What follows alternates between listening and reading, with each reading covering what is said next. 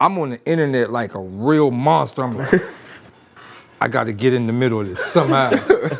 I Googled Drake sound-alikes. Nigga popped up immediately. I slid right in the DM. Hey, yo, say this. I got 500 for you. Say this, right? I booked a battle that weekend too for the 5 to pay for the feature. Right? Respect. Y'all ain't get my $500. I had a whole plan every battle. So boom, I got the nigga sent the verse back. I uploaded it. The next day, it went. Son, millions of views. It went like 8 million. It went. And it sounds like Drake. No, you can't say it's not him. It's DAYLYT like, you just gotta Drake. know it's not him. Did Drake ever hit you about it? Yeah, no, he did. He did. Well, like, hold on. No, he did. No, he did. He slid in the DMs. He was just like, this is madness. Like what did Drake say to you? Nah, he literally said, he was like, yo, how the fuck did you do this?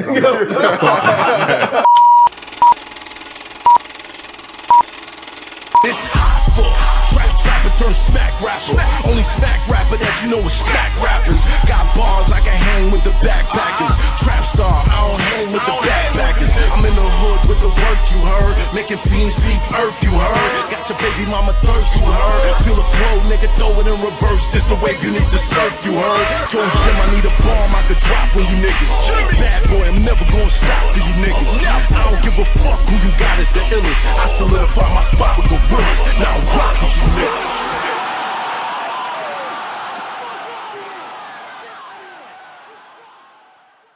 You think that, well, this is what got me where I am so far. This is what helped me to get where I am. Yeah, but nigga, you don't want to stay there. Right. That can't be what you tell me. Right. I got where I am, doing what I'm doing. Great, great. No doubt, I found you by doing what you're doing. You're absolutely right. Do you plan on staying here? Because if the answer is no, you're gonna have to knock all this other bullshit off. Right. I'm not telling you to change your basic plumbing. I'm not telling you But to. you are. No, I'm not. You are. No, keep your talent. No, Rhyme no, the way I'm- you I'm- do. I'm explaining Make the you why. music the way you do. I'm Make explaining the you videos why. the way you do. Look. But when we start talking about the way you need to move around, the schedule you need to keep, the habits you need to develop, the way you need to speak to certain people, the kind of people you need to speak to, why you need to tolerate people who you may not fuck with. But here's a question. Are we talking young shit? No, we talking, this is up and down the board. Okay. I done seen this fall. I've interviewed artists who I've been huge fans of. Could never figure out why they didn't get further than they are because they're so fucking talented. And then I meet them and they fucking show me. Now I see why you never. Is the camera on? Yes, it is. Nah, fuck that. All right, let's get it started. All right, we back. My expert opinion. Shout out to the subscribers. If this is your first time watching, hit that subscribe button, hit that like, hit that share. Let everybody know you in here. It don't cost you no paper unless you's a mother hater. All right, you know how we get down over here. This is where the official interviews happen. You know what I mean? This is the authentic barbershop talk. So for everybody that's been appreciating it, thank you. We're still growing. We 500,000. We are 500,000 subscribers now. I think we up to number 5 still. Thank you. You guys don't know how y'all kept me out of the streets. Thank you. Might have helped yourselves out a little bit. You know what I'm saying? Yo, Matt, it's good. Yeah, so who were those people you were talking about? A bunch of them. So many. It's my job to get the names. That's all I gotta say. So many. HYNAKEN. Yo. How are you, sir? God. Look, Nigga. listen, I just want to say whatever it is, bro, it's gonna be all right. It's gonna be all right. You hear me? We get into it, man. All right, I'm we gonna get thug to it it. up. I'm pretty sure it's gonna become part of the conversation. Man, listen. Sean Bigger.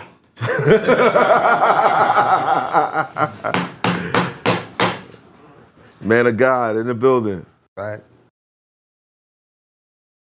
Yo, we got this guy I know, from Brownsville. You know what I'm saying? It's somebody I know. You know what I'm saying? Like, we chop it up now and then. You know what I mean? And I give him great ideas, and then other people try to run with them. It's Don't crazy. listen to him, folks. Don't listen to him. Yo, we got my bro back for like what, the 15th third time? Yeah, Is the this third? Is the third time. Come Is on. the third? Yeah, third. Rock third. this monster in the building. What it do, In y'all? the building. Salute. And we got DAYLYT. And we got Yo, you gotta know it's a special occasion, because I don't do this no more. You know this. I don't do this no more. What, It's though? been about a year since there's been a battle rapper sitting in the shop. But I'm like not a battle rapper anymore. I know. You kind of categorize outside of it. Like you know what I'm saying? You got records with Drake and shit. I made it, baby. We're gonna talk about that too. Yes, We're gonna sir. talk about that. Listen, we got fucking Mysterio, if he was black with dreads, in the building. Shout, we got DAYLYT in the building. And Punch, the mechanics of one of the strongest movements to come out of the West Coast. We're definitely gonna dive deep into how that's possible and what's going on now. But I gotta commend you for overall the whole contribution that you guys have given us. A lot of great music. A lot of great music. We got Punch from TDE in the building. Where do we start? Shout out to Rob Markman. Shout out to the last American B-boy. Salute. brothers on the side Oh, my over there. apologies, fellas. I can't overlook them salmon pants. He's in here with salmon pants. I gotta give it to him. My man stepped out. Rob Markman, super dope journalist, one of the original pins out this bitch. And before sure. that, he was splitting people's heads open in Brooklyn with the bars. So this is one of my guys. Kind of like you, y'all. Like Oh same, yeah, same, no. We same def- profile. Yep, he was at XXL. I was at the Source. Right. And he was official then, and he's official now. Salute to that man. Respect. Facts. And I gotta say that the joint with you and he's gonna kill me for this. You played the video for me. Who, me? Yes. Method you played- Man. No. I played a bit. Yes. You, Me, him. the last American And- B-boy. Is it Ron Bro, Browse? why Ron you doing Browse? this right now? Is it man? Ron Browse? Ron Browns. Ron Browns. Ron Browns. Shout out to Ron Browns. Shout out to Ron. We in Harlem too. That's terrible. Browsey That's Beats. terrible of me. You know what I mean? But that joint was fire. Yeah. That joint was fire. Yeah, this nigga is a super director as well. You know, you got super producers and shit. Like, Oh, we gotta talk. yeah, Oh, no, the pivot on both of them is crazy. yeah, Like Yeah. the bars on both, different. Both the Swiss Army knife. Right. right. Well, I gotta ask. Did you ever rap? Do a little bit. Got a couple of bars, maybe. You got a couple of bars. Why is the laughter? You're killing He me. got a whole album out. Oh, I'm so sorry. He got a whole fucking album out. A couple Kit Kats and shit. You know what I'm saying? He caught a few bodies. Caught a few bodies. Well, let's talk about it. How difficult is it being an artist and doing a business at the same time? It's not difficult at all, because I think we all are artists just in different ways. Right. You know what I mean? So, like, it's art in making a deal. You know what I'm saying? It's art in running the company, how you do it, the flow, the structure, the whole thing. So it just translates right over. Right. But the thing with me, though, I never pursued, like, trying to be an artist. I wanted to get the company off the ground first. And now that happened, now I can, moonlight. Moonlight and kind of go back into it. Nah, absolutely. I guess I'm kind of in the same position. Well, not a record label, but I did start a record label, DFG Records. It's now a real thing, so stay tuned. But getting the podcast going and all that, and then kind of like going back and being like, no, I wanted to rap. I forgot that. Yeah. So let me dive back into that. Right. And now I feel like the pathway's kind of opening up. You got New York City, which has lost its identity for a long time. Right. And now Flex is like calling rappers out, like, give me bars. Yeah. You know what I'm saying? I will play it on the radio. it's refreshing because I remember what it was like. And I know Californians kind of went through a similar thing. Absolutely. Right. And you being from out here and then going out there and then, building that up from there, what's that like? See, but even before that though, like when you say you building a podcast, but you're an MC, Right. that's what make the podcast so dope. Because the people you bring on, you can relate to them on different levels. Right. You know what I mean? You know the ins and outs of what's going on as an artist. And now you in the podcast thing, so it makes it way more interesting. Right. But so congrats on everything. Thank it's super you. dope. Appreciate it. Oh yeah, Appreciate it. stuff is crazy. But as far as the West Coast, like we came at a time when it was kind of a transitional period. You know what I mean? Gangster rap was kind of losing his legs. Right. And more say emo rap was coming into play. So this is kind of at the time like Emo rap. When you say emo rap, who do you classify? guys were more in touch with their, you know what I mean, With personal feelings and who do you be classify? more vulnerable. Who do you classify as emo rap? The king of it is Kanye to me. Yeah. I think he was the pinnacle. Like Right. even when him and 50 was dropping on the same day, Right. I think that was the actual transition from hardcore / gangster rap to, you know what I'm saying, more vulnerability and, you know what I mean, that type of thing. Yeah, I remember 50 was supposed to quit rapping Yeah. If he lost. if he lost. Yeah. That ain't never happened. That's all cap. We knew that was gonna happen. We knew that was gonna happen. That was the build up the fight. Yeah, because Kanye did outsell him that first week. Yeah, I think he did like 300K more. I think Kanye did like 900. I think it was 6. about 2. It was about 2. Was it? No, I think it was 3. He did 7, I think. It was like 6 to 9. Yeah. 6 to 9? Wow. Or 7 to, no, did he do $1 million? Nah. It was 9, right? was more like 6 it was to a 9. space of 3. If I remember correctly. Or I mean, 7 to 9. It was, yeah, okay, I'm quiet. Awesome album from both of them. by the No, way. for sure. It was a great day for hip hop. Yeah. I think the Justin Timberlake record might have hurt 50 a little bit. Just a little bit. Yeah, I know what you're talking Ayo about. Technology. Yeah. You ain't like that one? Nah, I feel like he should have went with the Akon joint. Whoa, don't even look at me wrong when I come through the hood. Ain't nothing changed to how. Yo, Rock, why Crazy. you? That shit was crazy, right? I forgot that was 50 on that song. Yeah. Like, I rhymed on that beat on one of my mixtapes and shit. That was crazy. That shit was incredible. Yeah. Incredible. I don't know. I think he was trying to expand more. Like he already did that sort of content, that sort of thing. So it's like, Right. what's the next thing to do? For me, from my opinion, I don't know what he was thinking, but Yeah. that's what it seemed like. Justin Timberlake, huge pop artist, audience. Right. I mean, why not?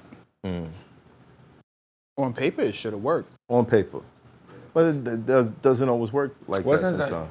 Kanye had there was a whole wave behind him at the time. Like the momentum behind him and what he represented. Everybody couldn't be a gangster, but everybody could talk about how Yeah. Hurt they was and all. Yeah. Yeah. I'll be honest, look, there's definitely more non-gangsters than gangsters out No, there. that's a fact. That's Definitely. definitely true. shout out to Joe Budden for starting that wave and never really getting the credit. We talk about Of emo, emo rap, rap. like Yeah, mood music. oh God, it was in the name. Yeah. Yeah. What was the name of that song on the first out record? I need 10 minutes alone, just to smoke a cigarette. That Oh whole thing yeah, was. that's Remember right. that shit? Yeah, I remember that. It was a 10-minute long song. Yeah, he ain't branded as that though. He should have branded it as. But he went with mood music, but he never pressed it home. Right. And he was ahead of his time. That's what Right. happens when you Definitely. know about being ahead of your time. And now you got people walking around with T-shirts that say mood. Right. Wow. He just didn't press it home, but he was definitely ahead of his time with that. All right, so starting from the beginning, transitioning from out there, and getting everything started. What was that like? What was going on was Top Dawg, that's my blood relative, first off. He was just starting to get serious about the music business. This is around 03, 04 maybe. At the same time, I was trying to start my own label. I realized quickly you need a few dollars to get that going. Right, exactly. You know what I mean? But I would always pull up at his house and just talk music and music business. So eventually he was like, yeah, just come over here with me. We'll, you know what I mean, do this whole thing together. So we started there. You know what I mean? I think the first contacts was through remember the music industry books, the thick ones they used to have? Yeah. In the back. The blue with the blue cover. Right. Yeah. They had the glossary Yeah. of everybody, numbers and all that who work at these different offices. Right. I used to call up there like, yo, I had a meeting with so-and-so, but I got to reschedule. And then get on the list for the actual meeting. Wow. So it started out with like just different stuff like that, moving around, like going, patting these studio down, see who in there. Right. Just trying, like we was just grinding early on. Do you remember when the payoff came in? Like, what was the first big move that you was like, oh shit, we working? It's tough. It's tough because it was a few, but nothing really happened for at least 6 years. I mean, you're talking about from 04 to 2010 is where we really figured out how we needed to move and what we needed to do. Who were the artists and what were the steps? It was, well, J-Rock was the first artist signed. Kendrick maybe came a couple months after him. And that was for a while. Absol came like a year after that. And then Q finally came in. So it was those four to start. So J-Rock, we got J-Rock the deal at Warner Brothers first. But that ended up not working out. Because what happened was it was a regime change that happened right when we was finna impact at radio. Right. Like we had just got the feature from Lil Wayne. This was in 08. Wayne was like the hottest thing in the game at that time. Right. So we thinking this is it. Like we finna go. Yeah. A week before, they came and shut everything down. Without conversations, without anything. So we hot. You know what I mean? He's like, Why did they shut it down? Because when you change regimes, everything before you just want to get rid of it. You don't want to have no links to it or whatever. So you come in and start fresh with what you have in your team. I guess that's so you can take full credit. Exactly. For everything you're pushing. Right. And then, I mean, it makes sense because logically you don't know what was going on before you. Right. So you want to come in. That's the stupid part about it because you don't know what you're throwing out. You Exactly. drop the baby with the bathwater. And that's the part that bothered me is it wasn't no conversation. Yeah. Like you should at least came in to see what was what. Imagine you take over a company and toss out everything and find out that one of the artists on your label had a feature with the biggest artist like ever at that time, and you just toss the whole somebody getting fired. I mean, that's pretty much what you said they did, though, right? Y'all had a joint with Wayne, and he was the biggest artist. That's what I'm saying. Yeah. Somebody getting fired. Like somebody needs to get fired. Yeah, for sure. But even like they didn't have the foresight. Like we had Kendrick in the cut waiting too. I mean, of course, you know he had to develop a bit more, but everything was there. Mm-hmm. You know what I'm saying? But without having that foresight, they got rid of all the momentum. Mm-hmm. But even with that, like we stayed. We like, all right, let's see if we can make something happen. They kept putting us through hoops for another year. What's hoops? Like they say, we be trying to drop a single.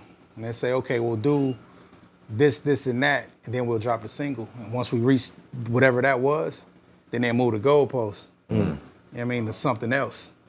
So we played that song and dance for like a year until finally me and Top went in the office and was like, yo, we want out or whatever. So we left Warner with everything, masters, and we took a van. Was it a pay to took play? a van? Yeah. You took a van On the way out, Give me the van keys. Yeah. I'm out of here. Was it a pay to play situation where you were able to leave with a budget with what was left in the budget? Nah, not really. What I felt was they didn't want to deal with us. You know what I'm saying? Because Warner is in Burbank, so we right up the street. We can go up there every day. So I don't think they really wanted to deal with us at that time. You know what I mean? Because we could like literally pull up to the office. Right. So they was like, nah, whatever y'all want, here you go. Just take it. Just don't come back. Yeah. Here's the keys to a van. Go ahead. Right. But what stuck with me though, it still stick with me to this day. One of the guys, the head guys, was like, you know, we still love you guys. We like what y'all do. Call us if you ever get a Southern artist. I'm like, yo. Say that one more time. He said, call us if you get a Southern artist. Southern artist. And this is at the time when like the South was really popping in Atlanta. Yeah, that era. Right. Right. It was OJ the Juice Man. It was Waka Flocka. Gucci Mane was popping. Like, so that's what their sights was at. Wow. I'm like, yeah, that always You stuck ever with get me. a Southern artist? Yeah. Who said that? I don't want to say nobody's name. You don't want to say nobody. All right, cool. But just understand what y'all threw away. Right. Oh, they kicking their ass. Somebody You ever seen needs to niggas get put rap fired. around to I'm the trying to tell you. Yeah. Put that shit on a shirt. Somebody somebody needs to get fired. needs to get fired. Facts. That's crazy. Foresight is important, and you got to see what's going on, or at least try to understand it. But those guys were, they was like lawyers. See? You know what I'm saying? They wasn't really music guys. Right. So, you know, I get it. The paper gangsters. Yeah, for sure. Well, okay, so from there, there's some people that would let that deflate them. Yeah, nah, no way. What's funny is when we asked for the release, J-Rock was shooting the freshman cover, like the day before. So I actually met Rob, which is crazy. But like, as soon as we did that shoot, we went to the office to ask for the release. So after then, our whole mindset was we gotta go straight to the people. You know what I'm saying? We don't need no middleman at all. We just finna go. And luckily, this was still an era where physical copies meant something. Exactly. Only physical, like the blog era was just starting too. So that was like super instrumental for us. Like all the blogs from Two Dope Boys on Smash, Dope boys. all hip hop, All hip hop. all of that stuff was dope. Yeah, for sure. Wow. So like we banged it out with them. So they writing up, I mean, stuff on the songs we put out and giving us the real look. So we developed like great relationships with all those guys. So we constantly stayed in rotation. Whatever happened to the Wayne record? It really just lost all momentum. Like radio just kind of backed up like we were playing. Because we was telling everybody it's coming, we finna impact. And then it didn't happen. So they on to the next situation. Wow. What record was that? It's called All My Life. All My Life. On J-Rock's first album called Follow Me Home. Yeah. Wow. 'Cause even the stuff we had to do to even get that record was crazy. We followed Wayne from 3 states. 3 states waiting on 3 that feature. states, bro. Like, it was literally me, K-Dot, and J-Rock in a rental car. We flew to D.C. Met Wayne out there, chopped it up. But Wayne had to fly to New Orleans to do a show. So we posted, we in Baltimore. And then he was going to Virginia, so we drove to Virginia to meet him there after the show. Like, it was so much going on just to get that. So for them to pull a plug, like, it was hot. Crazy. Well, what did a Wayne verse cost back then? It was on love. It was on the love. Oh, for sure. Yeah. Like, Wayne was a real gotta guy, love you know what I Lil mean? Wayne, man. He You gotta understood love him. who we were, what we was doing, what we was trying to do. Right. So it was nothing. He shot the video and everything. Oh, damn. Yeah. for No sure. charge. No charge. That never happens. Right. You never hear that story. No, ever. it happens. No, it happens. It happens. Even never so hear much, that so much story from respect for Wayne. He shot our video. He did 2 other videos that day, the same day. He shot a Millie that day, and he shot the song with him and T-Pain in the bank. So after that, he came to where we was at on our set, and then shot the video. That's dope. So Yeah, much I love to him. I recently saw a tribute Drake and Nicki on the stage telling Wayne, you know, At OVO Fest. yeah. that was awesome. Like, That's somebody dope. told me, like, I don't know if somebody told me this personally. It wasn't like on no media or nothing, right? So like, it was a period of time where dudes like Wayne, probably Rick Ross, a few of the dudes, they don't need your money. If they fuck with you, That's what it was gonna be. They got you. Yeah. You know what I mean? But I feel like that's a revolving door. There was certain artists that probably fucked with them in the beginning and did the same thing. Right. Some people remember those things and be like, you know what? I'm gonna keep it going. Yeah. I'm gonna keep it going. Right. And then some people be like, well, I'm up here now.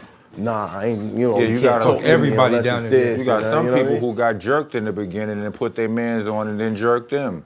Right. You know what I mean? They pay that forward Right. instead of the other shit. You know what I mean? Right. Like, And that'd jerk everybody. Yeah. like Mason at 5,000. Yo, that's Didn't he clear that up? No. Crazy. Nah. I didn't see that day. No, he said a couple of things. He said a couple things. He said he gave him back all his publishing. He said he gave him all his touring. Which was well deserved because Fabio got hot without him Yeah. in reality. So If somebody put you in the game, though, what is that really worth? We always have this conversation. We always return to this. If someone buddy. puts you on, right. what is that worth? You know, like, that just worth nothing? No. What here's it. That's a good question. A really good question. With J-Rock being put on, what was that situation worth to y'all? It was worth everything. Right. I mean, the Warner situation. What you mean? As far as The what? Warner, they put him in the game, but look Oh, how you that mean what worked was out. Yeah. to them? Yeah. Nah, they just a corporation. That's just a business. But when you're talking about certain individuals that come from where we come from, that Right. put you on and look out, that's a different relationship. Right. You know what I mean? And that was Warner's mistake. Like they weren't that wasn't smart. That was a Right. bad decision. Like as far as like putting somebody on, that was a mistake. Letting him go without going to listen. Right. And a bunch of lawyer dudes, not music dudes. If you didn't listen to it, you ain't paying attention. You don't know the worth of a Wayne record. Like that was a Yeah. mistake. That was bad. That was a Yeah. bad idea. At that time, if you didn't know the worth of a Wayne record, Thing, though, when do you, as putting someone on, go from you putting someone on to you as a corporation? Because you can't put someone on unless you are a corporation. So when does that line get crossed where now you just not the person putting them on and you have to be the corporation?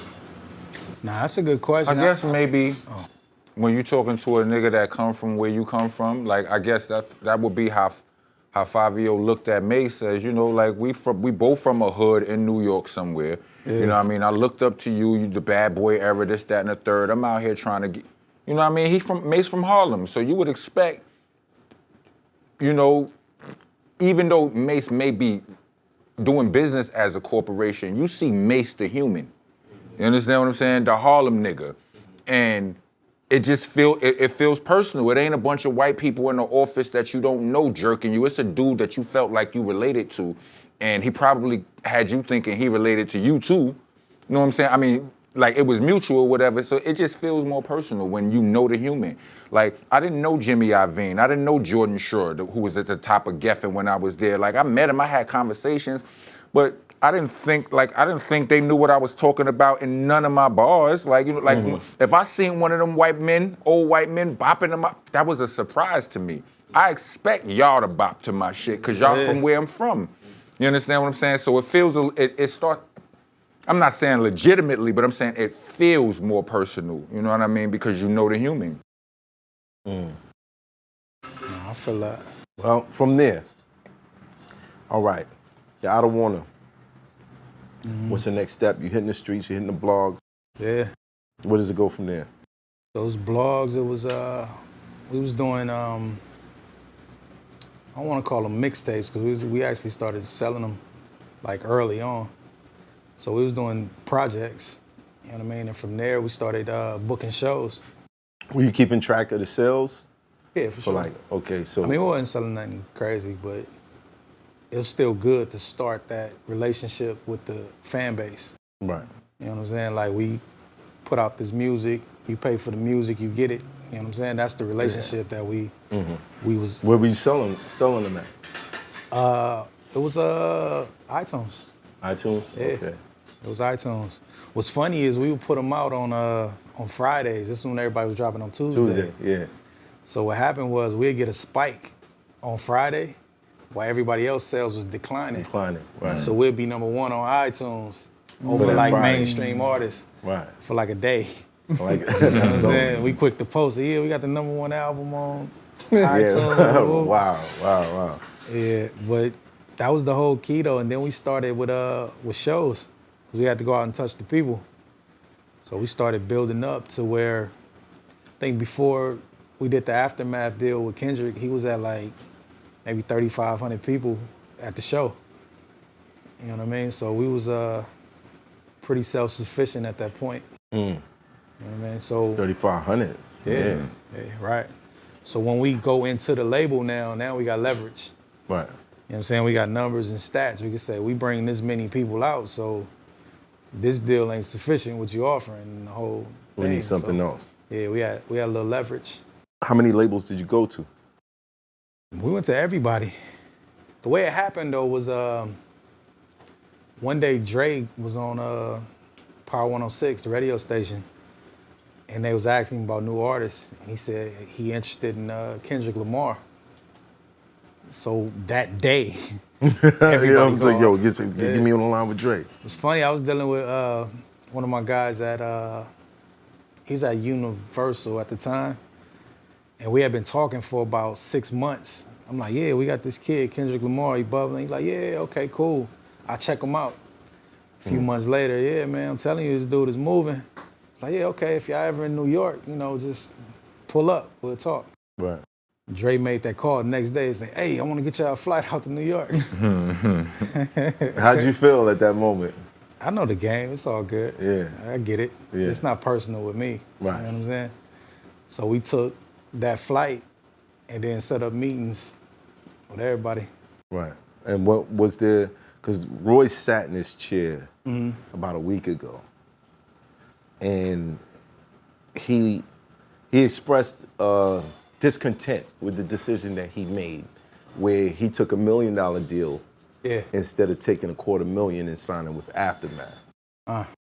He felt like, you know, Dre should have advised him when Dre told him go get that $1 million instead of stay over here and let's build a dynasty. So was there a situation where y'all was like, okay, they're offering us this much money over here, but nigga, this is Dr. Dre. Yes and no. What sold it for Dre was, we was at his house, I mean, just making records, and we had a conversation. He was like, look, I don't want to take away from nothing y'all doing. Y'all keep moving how y'all moving. I want to help. If I can add something where I can, then I'll do that. If not, I just want y'all to keep moving how y'all moving. That was all that needed to be said. Because we didn't ever want to give up that creative control and that power again, like we learned from Warner. You know what I'm saying? So with those words, and he honored that. You know what I'm saying? It was a perfect situation. He from Compton, Kendrick from Compton. Awesome. Like, why not? So how was it balancing having J-Rock as the front man and now Kendrick is kind of taking that spot? Was there like internal? Never. Never. Never. That's why I respect J-Rock so much, because he never wavered in anything. When Kendrick started popping, he pumping him up even more. He was hype man for him. He Yeah, was going Kendrick on was stage hype with man him. for J-Rock, yeah. and performing. Sure. I remember those shows. Absolutely. He'll let Kendrick do 2 songs in the middle of his set. So it's like Kendrick started moving and J-Rock was even more happy. Like my little bro on, like, you know what I'm saying? Let's go. He win, we all win. If I win, we all win. That was his whole attitude the whole time. Like, it He never ain't never had changed. like a malice type of heart like that, ever. Ever. Like since we was kids, he never like, I don't even think he think like that. Like, oh, he getting on over me. He don't, like that thought don't even process in his mind. Like, Right. he like, nigga, go ahead. Like, that's him. Yeah, for sure. Wow. Salute So to there the was Rock no internal competition? Nice. It was healthy and friendly competition. It's like somebody being, because we was all in the same studio. It was a studio top built on the back of his house. So everybody was crowded in that little space, maybe this size.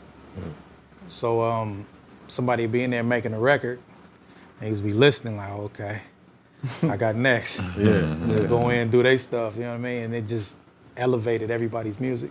Awesome. There was never no animosity, no hater stuff, no none of that. Like the whole time.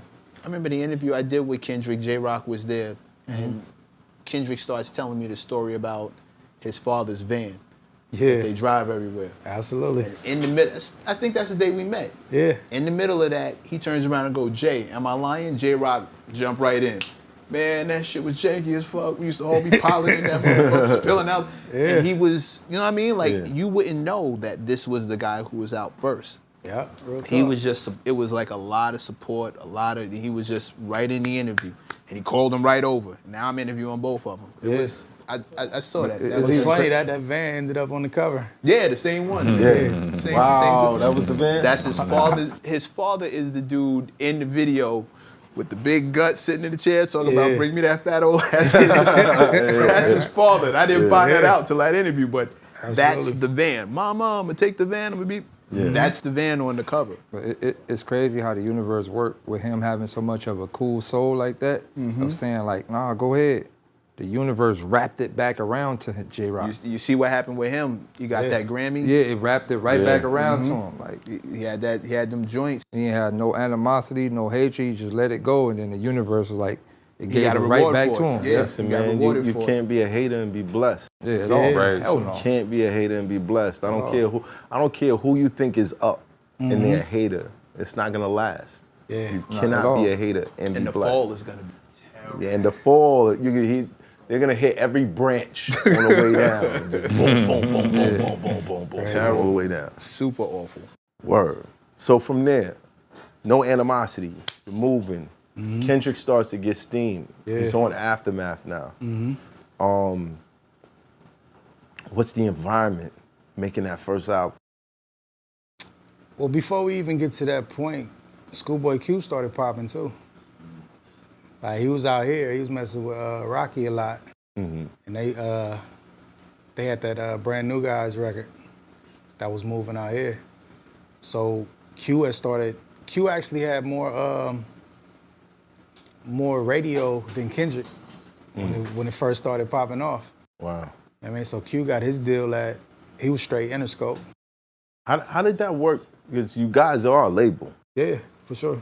How are they getting deals outside of it? Well, no, it goes through us. Right. So it was TDE, Aftermath, Interscope. With Q, it was TDE, Interscope. But why did you structure it like that instead of getting a label situation? Well, the whole label put on and then funneling rappers out that way, like a Cash Money or Rockefeller. We prefer to do it to where we can spread everybody out in different places and have the support of multiple buildings at the same time. Different budgets, different teams. Absolutely. Nobody's running thin. Exactly. I get it. And then we was all moving on them budgets, you know what I mean, together. So, Right. Yeah. man. Yeah. Makes So you were sense. finding ways to make it work. yeah. For sure. So, so from there, we got them two moving. So it was album mode at that point, starting Good Kid, Mad City. Like everybody was just there, in the room, around. I mean, contributing when they can, ideas, or if somebody stumbled up on a beat, they'd slide the beat, like whatever it was. It's a whole team. Yeah, for sure, Wow. 100%. That's how it was with everybody's albums and projects, though. I think might be doing a song and laying a hook, like, oh, this sounds good for rock, or this sounds good for soul. Right. And then slide it to them, and you know what I mean? That's how it worked. Dope. Yeah, real That's dope. team atmosphere. Black hippie. Yeah, You need that album. You need that project. man. Y'all gotta stop. Y'all gotta stop with that bullshit. Do you remember those recording sessions? I remember a lot of them, most of them, yeah. Absolutely. Yeah, any inside stories? I don't know. It's something that triggered my memory, but I know everybody got a different writing style. That was always funny to me. Right. Like Kendrick could just pace around the room, mumbling to himself. Like he'd go open the bathroom door, look in, close it, just mumbling. Like he'd go in the house, get something out the cabinet, Mumbling. just keep mumbling and mumbling until he get whatever it is. Right. Like Q would sit there with the laptop and write, and he got to take his shoes off. You gotta take his shoes off? Like that's his thing. Like you gotta That's his thing. toes. Right. Why you typing? told. Why you typing his raps? Bars on are the coming from. laptop? Okay, cool. It was funny. Then Ab-Soul would just sit in one corner and So won't different. move until he get the whole song done. Wow. Sitting in the dark, you know what I mean? His eyesight bad, so he Yeah. just. And then Rock, he's just a machine. I hear the beat. It remind me of how Pac worked. Like he's just going. Yeah. You know what I'm saying? Get in there, lay it. He'd do 3 songs a night. You know what I'm saying? So that was always interesting to me, how niggas worked. Wow. Yeah. Where did you see the competition? Well, you already answered that part, but I'm curious as to like when you would hear someone would say something like, "Yo, I need that top slot in the press." I remember I'm not sure if it was Q or Soul. I think Soul would say something like, "I need that." You know, Kendrick got it right now, but I need that. Like stuff like that. Absolutely. How do you stoke that? Do you talk to him, or do you just? That was like, natural. are y'all running around like, yo, you need to hear the records absolutely. late last night. I don't know if y'all touching that shit right there. Yeah, we instigate for sure. Like, yo, you see that? You heard that record? What you call it just did? I don't know what you I know. Fire. I don't know. But they knew already, like, they come from the era where it was competitive rap. You know what I mean? Like, this was before the emo stage where everybody was happy and friendly and hugging. Yeah. You really got a thing against this emo rap. No, nothing against it. This interview is cracking me up. Everybody embrace happy and cooperating and hugging. Yeah. Yeah, like, but, you know, we just come from that era where you want to be the top dude. Right. You know what I'm saying? But, again, that never got personal with them where it was issues. But it was still that high-level competition. It's like you playing ball with your boy. Right. You know what I'm saying? You're going to try to win for sure. Yeah. Right. Then after, you know what I mean, y'all go get something to eat, whatever y'all going to do. Fire. Yeah. When Kendrick dropped that Control verse, Yeah. That's Set it off on exactly everybody. where I Right. was going next. Yeah. I see your vision. That was What a moment. inspired that? So Big Sean sends the joint over. Yeah. I mean, I give it to you from my perspective. Yeah. You know what I'm saying? Somebody else might have other perspectives. Right.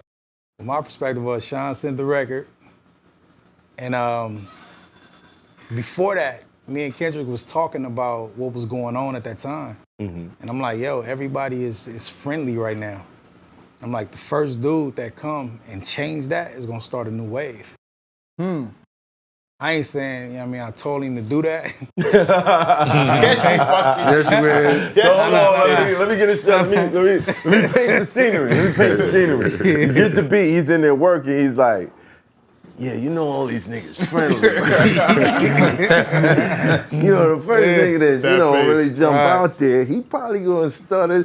Yeah, get to work, my boy. You know what I mean? Nah, it was we had that conversation like, and a few weeks later, he was I think he was on tour. And he sent me the song. He was like, yo, what you think? And I listened to it. I'm like, oh, it's perfect. It's the one. And he told me, he was like, he wanted to give Sean another verse. But Sean was like, nah, keep that. You know what I mean? And competitive MC stuff. Yeah. I'm like, I don't know if that was the best move. Yeah, man. Okay, so you told him to keep it. He told him to keep it. It so drops. it dropped. Pandemonium. Yeah. What's the feeling now? Like, yo, maybe I shouldn't have put it out, or fuck it. We here now. It caught fire everywhere. When I Right. seen Phil Jackson like mention it in the tweet, I'm like, oh, okay, this is different right here. I mean, it's on Sports Center. It's in places that rap wasn't in Right. at the moment. You know what I'm saying? So Right. we knew it was huge. Kendrick didn't understand the impact because he was overseas touring. So he didn't really get the feeling of what was going on out here. Right. So his first time back was I think 99% of New York responded to it. oh my God. Yeah. It's it. I was in the 1%. You was in the 1%? Yo, I wasn't touching it, bro. I peeped game. I was like, nah, I know what this is. And I got phone calls too, like, you gonna let him say that? Shut up. Okay, just to clear it up, the King of New York bar. What was the meaning? He was saying he was Pac and Biggie. That's what I said. Because he said, I'm the king of New York and the king of the coast. He's talking about the West Coast. So, like, you know what I mean? One hand, I juggle them both. So he was saying he was But it Pac was and niggas Big. like you sitting around like, King of New York. Yeah. Fuck you talking about? Niggas was I'm hot. telling you, it was niggas like my friends sending it to me like, yo. Yeah. Yo. Chicks and all, like, you gonna.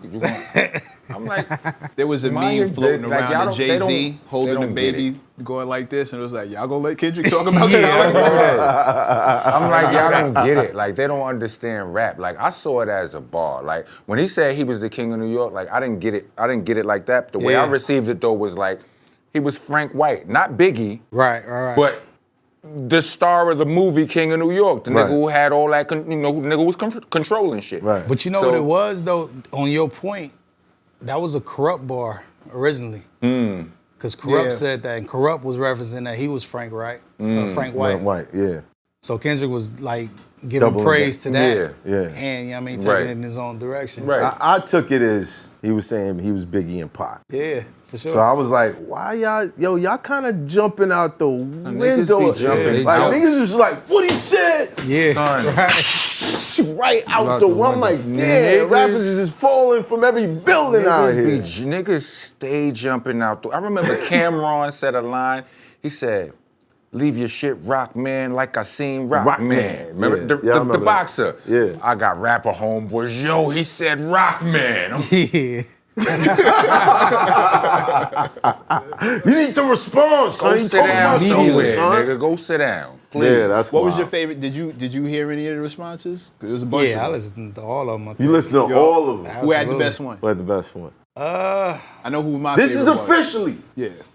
Punch from TDE is going to tell you what was the best control You're going response. up. Whoever it is, you're going up right now. Going up. You're going up. I know who mine was. Come on. I think it might have been Button. I Button, like Button. Button, the nigga that don't rap no more. Yeah. That's terrible. That was wasted. But drop some, dog. Hey, man. I think it's the guy that retired. Yeah, he had my favorite. That nigga had one circumstance that he would rap again and it was And that- destroyed. yeah, it's completely out the window. Who was yours? Graph. Graph? Oh, yeah, Graph was Graph. dope. Graph's Graph, joint was. yeah. Graph. He said, something sicker, but if you fuck with me, I'll drown him in a pool full of liquor. That shit, he had all he had. Nah, was- Graph is stupid. Yeah, Graph. Nigga. Graph went off. Yeah, he was doing it. Graph. Shout out to Graph. Shout out to Graph. Queens man. get the For money. sure. Gotta get you on this. I gotta get you on this joint, man. Pull up, man. Queens get the money. Look, Yeah, I man. thought his was like the Yeah. best, and it almost felt like because he wasn't, Yeah. they just ignored it. But it was such a good response. I felt like it warranted more attention. But you know what was funny though? Yeah. It was funny to us. Like we literally sitting back like, oh niggas mad. So they angry. Look at all of them responding. That's Right. crazy. Well, not mad, but it's It's competition. Yeah, the It's spirit of competition. like if you gonna It's throw been that, around. Like, Like you said. when I say 99% of New York responded to that, Yeah. it's because that's the vibe in New York. we competitive niggas. Like, I didn't see anybody on the West Coast have a problem with, oh, what he said he said he was the king of the West Coast. Nobody Right. said nothing. Yeah. In New York, it's like, what? King what? What? And that's the thing, Everybody though. That's the jumping. difference between like the West and the East Coast. Like, I think the East Coast is hip hop culture. Right. West Coast is gangbang culture. So if it was some other stuff said, they would have took flight on that. Nah, You know right. what I'm saying? If it was some hood stuff or Yeah, that otherwise might they're be like, different "Nah, politics. these Yeah. rap niggas, man. Right. 21 Savage sat right in that chair. Yeah. Me and him were going back and forth about being in this, like He another said, artist man, being in the in studio. the South, we don't give a fuck about started that. We making don't fun go- of us. We don't give a fuck who had the best verse. Yeah, saw I seen that. I seen that He clip. started I saw making that. fun of us. Yeah. And I'll say to Yeah. him now what I should have said to him then. Bro, T.I. and Luda. Be quiet. Y'all definitely can get down like that. Like, Nah, just that's a 'cause- fact. just because you don't do Yeah, that shit. yeah. I mean, they're younger, you know, the younger generation, they don't put as much emphasis on, you know, technical Being the lyrical best? shit. I think it's more the style of music That's that what I it mean. is. T.I. was bar heavy from the I rip mean, Luda when he was came too, out. though. Luda, yeah. Right, you know what I so mean? so that makes sense. Yeah. You know what I mean? Yeah. They don't really like bars, but Yeah. okay, no. T.I. called himself the king of the South, and this nigga went on a Highlander mission. It can be only one. One. He got the title from Scarface. He was going at Lil Flip, dissing Luda, like Remember he pulled up a little flip hood. Yeah. Yeah. We all Wow, we still looking for that footage. We still looking for the footage. You'll never see it. I still want to see that footage. You'll son. never see it. There's been so many stories about that shit. But that's the thing, though. That's that competitive, you know what I mean, hip hop, Right. competitive nature, Right. and that's what sparked back to the whole control thing, and then the responses from, you know what I mean, the New York guys. Right.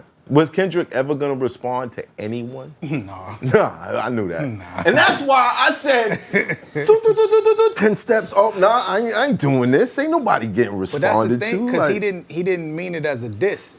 Right. You know what I mean? But it was taken as It a was diss. taken that way for sure. I think Drake definitely took issue with that. Who? Oh yeah, for sure. Yeah. Yeah. Drake. He didn't like that. Drake didn't like it. Cole didn't like it. All the But I light feel skinned like- dudes didn't like it. I feel like this though, right? Like a lot of niggas that jump on that song, that remix or whatever, and other joints like that. It's the thing to do. Like you just opened up the floodgates for me, somebody who is ice cold right now, to insert myself into some heat. Because Papoose is doing one, Joe was doing one, Graf is doing one, all of this shit.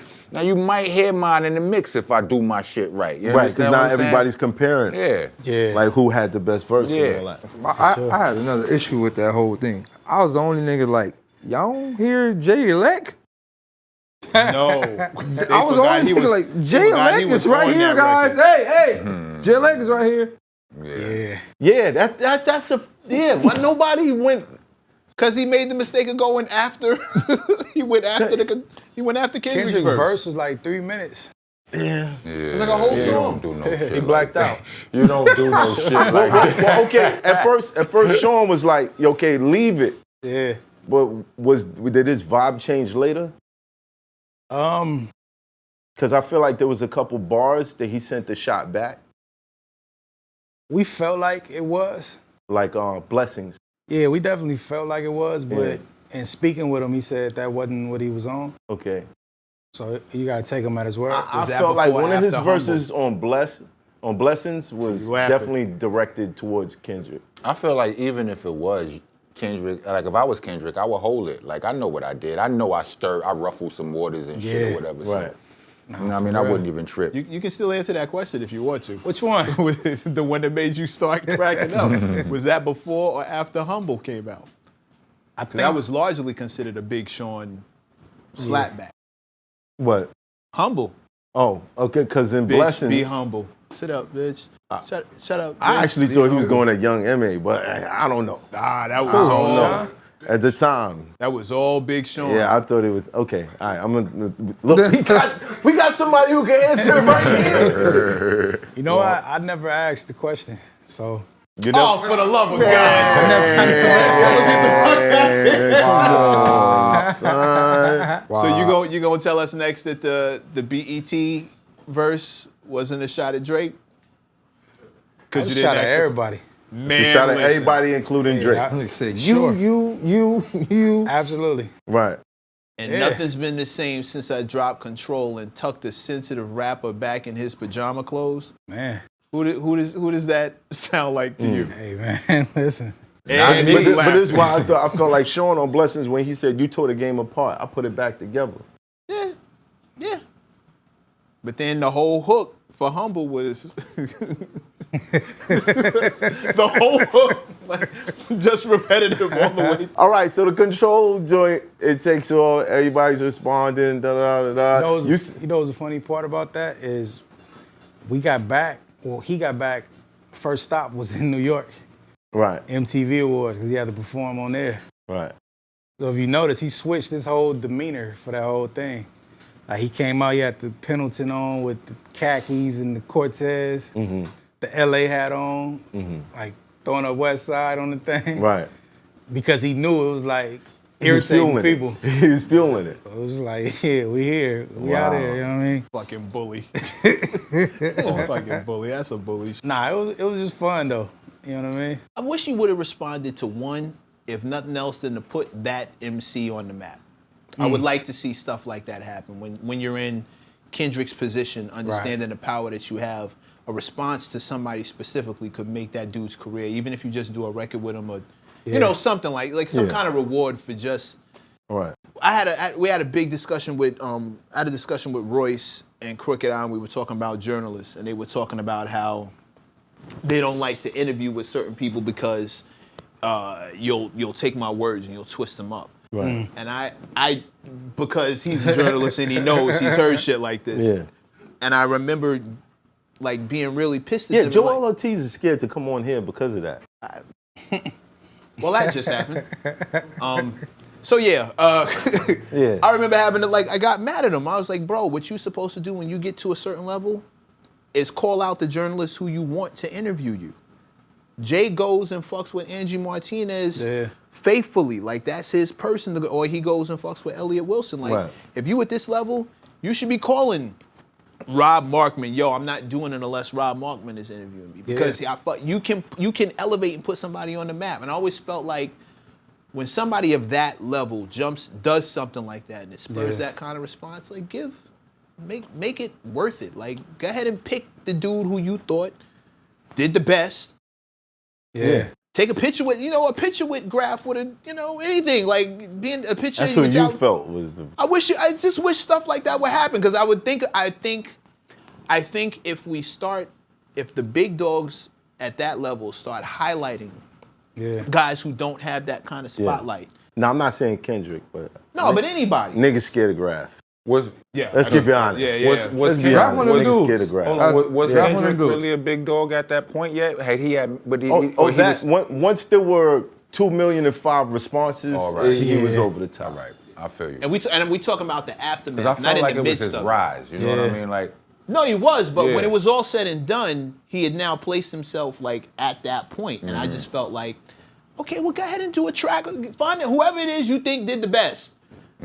Pluck that guy out of like relative obscurity and put him on a national stage. Like, why not? He's dope. And this was all done out of competition anyway. Right. Go ahead and bless the dude with the best bars and get him. But get I him think popping. though, like with that, I agree with what you're saying. And that's dope and great for the sport of hip hop. But you still got to think about the mentality. Like, he's still from the West Coast.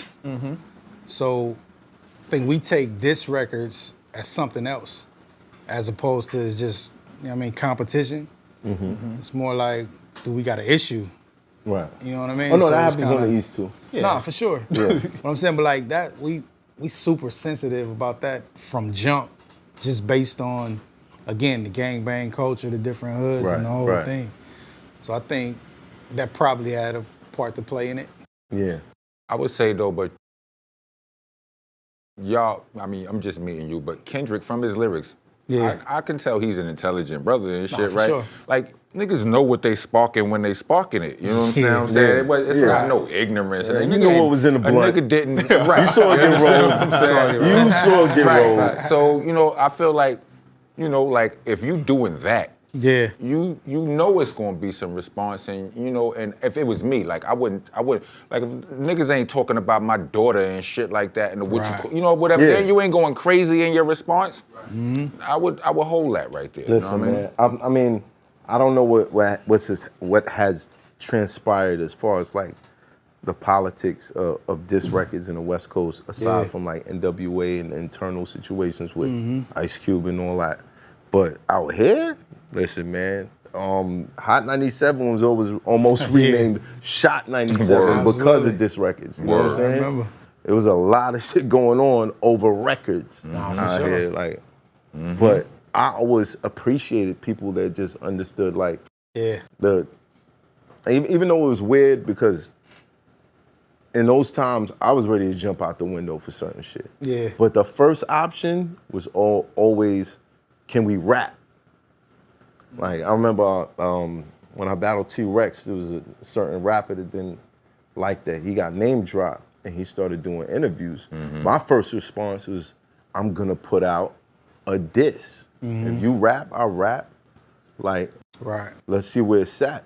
And, when I didn't get a diss record back, it kind of went someplace else. But Gotcha. You know what I'm saying? But I looked for that first. Right. Yeah. So I think people just need to, lighten up, man. Egos get out of control and shit.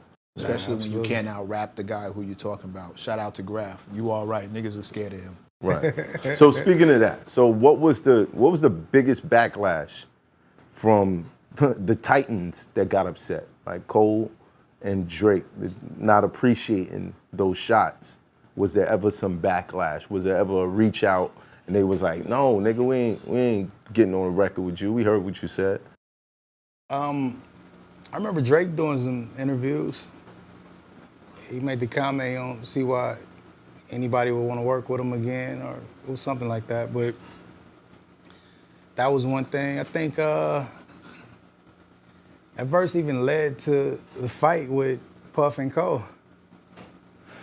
Yeah? For sure. How? In what way? So it was after the MTV Awards that same night. Mm-hmm. So our whole thing was, all right, let's go out to the club. We never go out to the club. But we out there, the energy is up, everybody excited, let's go. So Jay and Puff was doing a dinner that they usually do. So in this whole thing, it was packed, like 70-30 celebrities. So we come in there and I guess they spoke about it, so it's cool to say now. Puff and Cole was talking about the verse, and they end up getting into, a little back and forth. So when we come in, Cole and Kendrick was talking about, the verse. You know what I mean? And then, Puff came back over, and they argument sparked up again. So from there, they ended up getting in a whole scuffle in the club. Between J. Cole and Puff? Yeah, right. Wow. Again, they spoke about it, so. Yeah. I had no clue. All right, did you Cole- see Cole Did you rapped see about the it on scuffle? song. Yeah, I was right there. Who won? Take that. You know who won? Emery won. Jay-Z guy. Yeah, he broke it up. Emery thought somebody was jumping on Jay. So he rushed over there. He got in the middle of the thing. Yeah. And then he ended up grabbing Cole like, oh, it's Cole. Oh, wow. You know what I mean? Wow. It was So What did that was he years mistook ago. the dreads? Did Jay have the dreads by then? No. This was years ago. This was this 2013, 2014. Did Cole have the dreads by then? They No. So, all right, so they both 6 feet niggas with low cuts and whatnot. Yo, Cole's taller than I Yeah, thought. Cole- bro. He played ball. Yeah, he about 6'4", 6'3", right? 6'4". I mean, I was I'm in a 6'5". club in Miami. You think, And is he taller than me or no? he walked in and I was like, oh, this is the only got you nigga about an taller inch than or two, me. right? Yeah. Oh, shit, it's J. Cole. This nigga's, oh, wow. Yeah. Yeah, that's Interviewed it. him too. He stood up from behind the desk. Yeah. Oh, well, shit. Okay. All right. Right. Sit down, nigga. Wow. Fuck is you going? Sit down. Wow. Shout out to Emery, shout out to Cole, shout out Cole to and Puff. Puff had a whole fight? I never knew that. You gotta, I never knew that. you gotta listen to the J. Cole record. don't He know. kind of detailed it on the That's crazy. on his joint. Which record? Hold on, didn't Puff have a fight with Drake too? Yeah. He had an incident with Drake too. Yeah. Over the 0 to 100 beat. Yo, Puff, what you gotta get his light-skinned niggas, man? What's going on out here, son? We might need you to come sit in this chair, man. We gotta talk about that, man. Come on. He's attacking the hookah crowd. Oh man. He's going after the hookah beat. Nah, that was a fun night. Like, and that was all over that control thing. So did y'all pull off in the car? Like, yo, they fighting over our shit now. Yes. Look where we started. We the laughed and greatest talked in the about it the whole world. night. Like, TDE forever. everybody was in it. Meek was in there that night. Wow. Meek came up and shook Kendrick's hand. Yeah. It's like, yo, I got the verse. I'm gonna have to get you back. Shook his hand. You know what I mean? Yeah. That was that. Yeah, I don't know if Meek ever sent it, did he? Nah, he saw did. that? Yeah, He did? Yeah, he took some little shots on there. Was it Or good? what? It was light. You know what I mean? It wasn't like I It's feel light like work. crazy. Yeah, I it feel was- like some rappers, Oh, like, phone's on silent, please. because I think Meek dope, right? Always did. But you know, in the shit with him, the back and forth with Drake, it was like, you know, I think the majority of people felt like he didn't step up the way. Yeah, I would love to get that story, like what happened within those days. Yeah, man, I don't. Yeah. Yeah. Yeah, some niggas are just better without pressure, I think. Yeah. You know, once it's some static, that adds a whole nother element of pressure. I mean, y'all probably, you know, y'all being battle rappers, y'all live with that pressure, you know. Right. But yeah, like your heart start beating all kind of fast and shit. It's some static, like, yeah, it might change everything. Fuck Do it you all ever up. worry about it going to hands? Some of the shit that you do, it probably should go to hands. You ever that never? Yeah, no. You? I don't think he does. You? What? It going to hands? Yeah. What? Not saying something because of that? No. Do you ever? Because I appreciate. I hear Look, what I Rock got is more saying. morals than all these niggas, man. Don't put me. I got way more morals. Like, I actually tell the truth when I rap. You know what I'm saying? Like, I'm different. You know what I'm saying? I'm different. I just wonder if that kind of, because there's always a low level threat of violence amongst men. Mm-hmm. Anytime the things get elevated, there's always that opportunity. It might be small. Right. There's always an opportunity for violence, especially if you're looking for it. I just wonder if during like a battle, like you're saying, does that ever cross your mind? Like, this next thing I'm gonna say probably this could be the disrespectful thing that's good enough to start that shit. Right. Can people see me? Can people actually? No, they don't see. All right, cool. Your podcast guy now. Yeah, It's over. there it is. It's over. I did it. I made it. Now it's time to catch the You beat the body. game. They don't remember. It's over. You beat it. That's wonderful. You got your hoochie I daddy love it. shorts on now. Bad. Everybody thinking about it. Yo, get up on these, man. Totally just You know what I'm saying? with the matching shirt. Since 1984, you might want to get up on that. Anyway. Yeah. So from there, all right, that verse. Now, is he considered legendary status yet, or is there more work to do? Nah, it's more work to do at that point. Right. Yeah, that was still early. I think from there, Good Kid, Mad City was out. The verse was out. The BET stuff was pretty legendary as far as the response go. So are we heading towards the Pimp a Butterfly, or? Yeah, that's that era. Which, that era was fun in the studio because everybody was like really moving and cooking at the same time, like bouncing room to room. Right. Literally, like we out of Carson now, we in the bigger spot. Right. Got different rooms set up, like we got mics set up on instruments and people playing live and it's freestyles going and like. What brought that on? Was that always like the goal? Like, we have access to this now. We could do so much more. I think that in particular, that was Kendrick and Terrence Martin. Terrence Martin's a good friend of mine, producer, you know what I mean?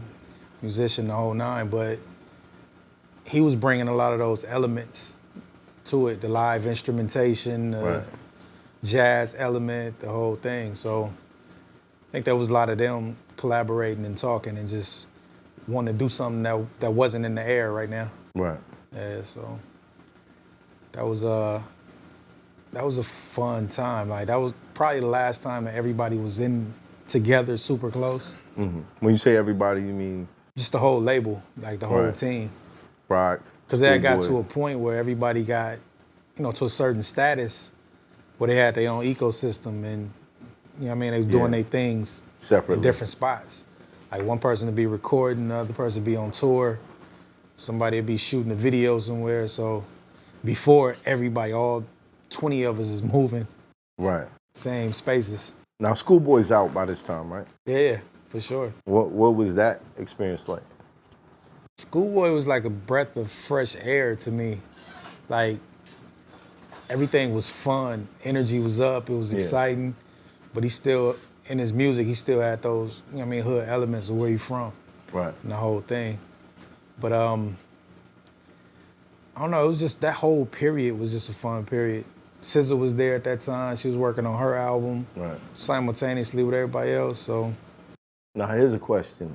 Did you guys see the Sitting in the Studio record being one of his biggest records? I did, personally, for sure. He hated that song, though. I could tell. Yeah, he ain't like that song at all. Because you're like, where everything else that he had, right, this is the one that everybody want to play? Absolutely. Wow. But it's just, it had all the elements, you know what I mean? Biggie hated Juicy. There you go. Who knew that? Juicy. There you go. It makes sense. You know, shout out to Clark Kent. Sat in that chair, he was like, yo, he hated that record. He didn't want to perform. He used to be like, yo, cut that He shit didn't even off. want to record that, I heard. Like Puffy had to convince him to rap on that beat because it was too soft. You know what I mean? But Puffy Glad saw he the vision. did. He knew. Wow. You know what I mean? Wow. Couldn't have been softer than One More Chance. Juicy was softer than One More Chance, God. Yeah? Yeah. You know what I mean? When Yeah, y'all it say was. softer though, in the beat. The old Juicy, that shit. Yeah. That was way softer than One More Chance. Soft? That's soulful. No. I mean, soulful meaning soft meaning soulful, or soulful meaning soft. Like they one and the same. I get what you're saying, but it wasn't that hardcore. Yeah, when it comes you to know, like singles, like you never know, bro. Yeah. 'cause- like You know what I Biggie mean? was a hardcore rapper. That was that was a detour from One More Chance You is know, his about grit. sex. Yeah. That automatically makes it not as soft as Right. Super Nintendo, Sega Genesis. Yes, when I was dead broke, man, I couldn't picture this. Like, How's that 15 soft screen. though? That's But that's aspirational. like, no, but, Not but that they- yo, because my it- nigga, we sitting in the hood, we like, yo, word. I don't feel like, I don't feel like those lyrics are soft. Those is just remnant. Yeah. But the beat was just like yeah. Got you. you can't get on a Juicy beat and kill nobody. Yeah, you can. No, if you Ghostface, maybe. If you, you understand what I'm saying? Like, but you can't really. That's not going to be your first instinct. You ain't going to hear that and be like, Gun Bar King on it. Like you're not going to do it's that not- on a it's not Juicy happening. beat. He You know said, what yeah, I'm you saying? can. For sure somebody can. I'm sure you can. Yeah, definitely. But you know what I mean. My point ain't falling on deaf ears. You No, motherfuckers know what I mean. I actually agree. You Actually. know what I mean? Now, when it comes to singles, like, how do you pick them? How were you guys picking singles? Because if I listen to Life After Death before it dropped, I couldn't see myself picking Hypnotized. Yeah. But that was the first single. Oh, I can. Nah, I could see that too. Yeah. Yeah? What we would do was first in the company, we'd bring everybody in for a meeting and sit down, and we'll play the album. Have everybody write down what their favorites was, what they like, what they dislike. Then we'd tally it up, see what, you know what I mean, can't have the best results. Was there anybody that you just didn't invite to those meetings anymore? Because their list was just like, what? What the fuck? Yo, Nah, we nigga. need all those opinions. Right, You know what I mean? We need a variety just to get a consensus of what's what. right. Then from there, we'd like invite DJs through or go to the station and play songs, see what they feeling. And then we all make a decision together. That's how it was early on. Was there ever a decision that you made that was contrary to where everybody was leading you, but it worked?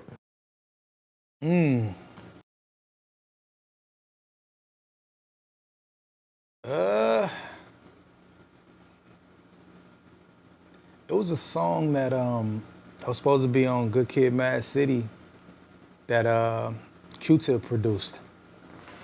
Shout out to Q-Tip. Yeah, for sure. He sent me some shit too. But the song was not cohesive with the rest of the body of work. Right. Everybody else was on it. I'm like, nah, we can't use that one. It's not gonna go. You know what I mean? They end up listening to me at the end of the day and taking that one off. But you know, another big decision was Don't Kill My Vibe. So, you know, we got Interscope. Right. So Lady Gaga wanted to get on the record. So she got on it. And like we listening and comparing the original one to that, and it's like, man. I don't know if she made it better. Right. But it's like we battling because like it's Lady Gaga. Lady Gaga, like what? Like, She's a huge it's pop outta star, here once span you our drop. audience, the Yeah. whole thing. But it's like we had to stay true to the integrity of the music. You know what I mean? You heard the Lady Gaga version? No. Is it good? Bad. Not Bad? that face. It's bad. Wow. Mayonnaise. Well, I respect it. The Talib sat in the chair and he was like, Kendrick sent me a verse and it was longer than 16. Yeah, And he tried to cut it. yeah. And he kind of checked him on that, like, yo, don't cut my verse, my nigga. Like, I sent it, I it remember is that. what it is. Nah, Give for you sure. 8 minutes, my nigga, run it. Right.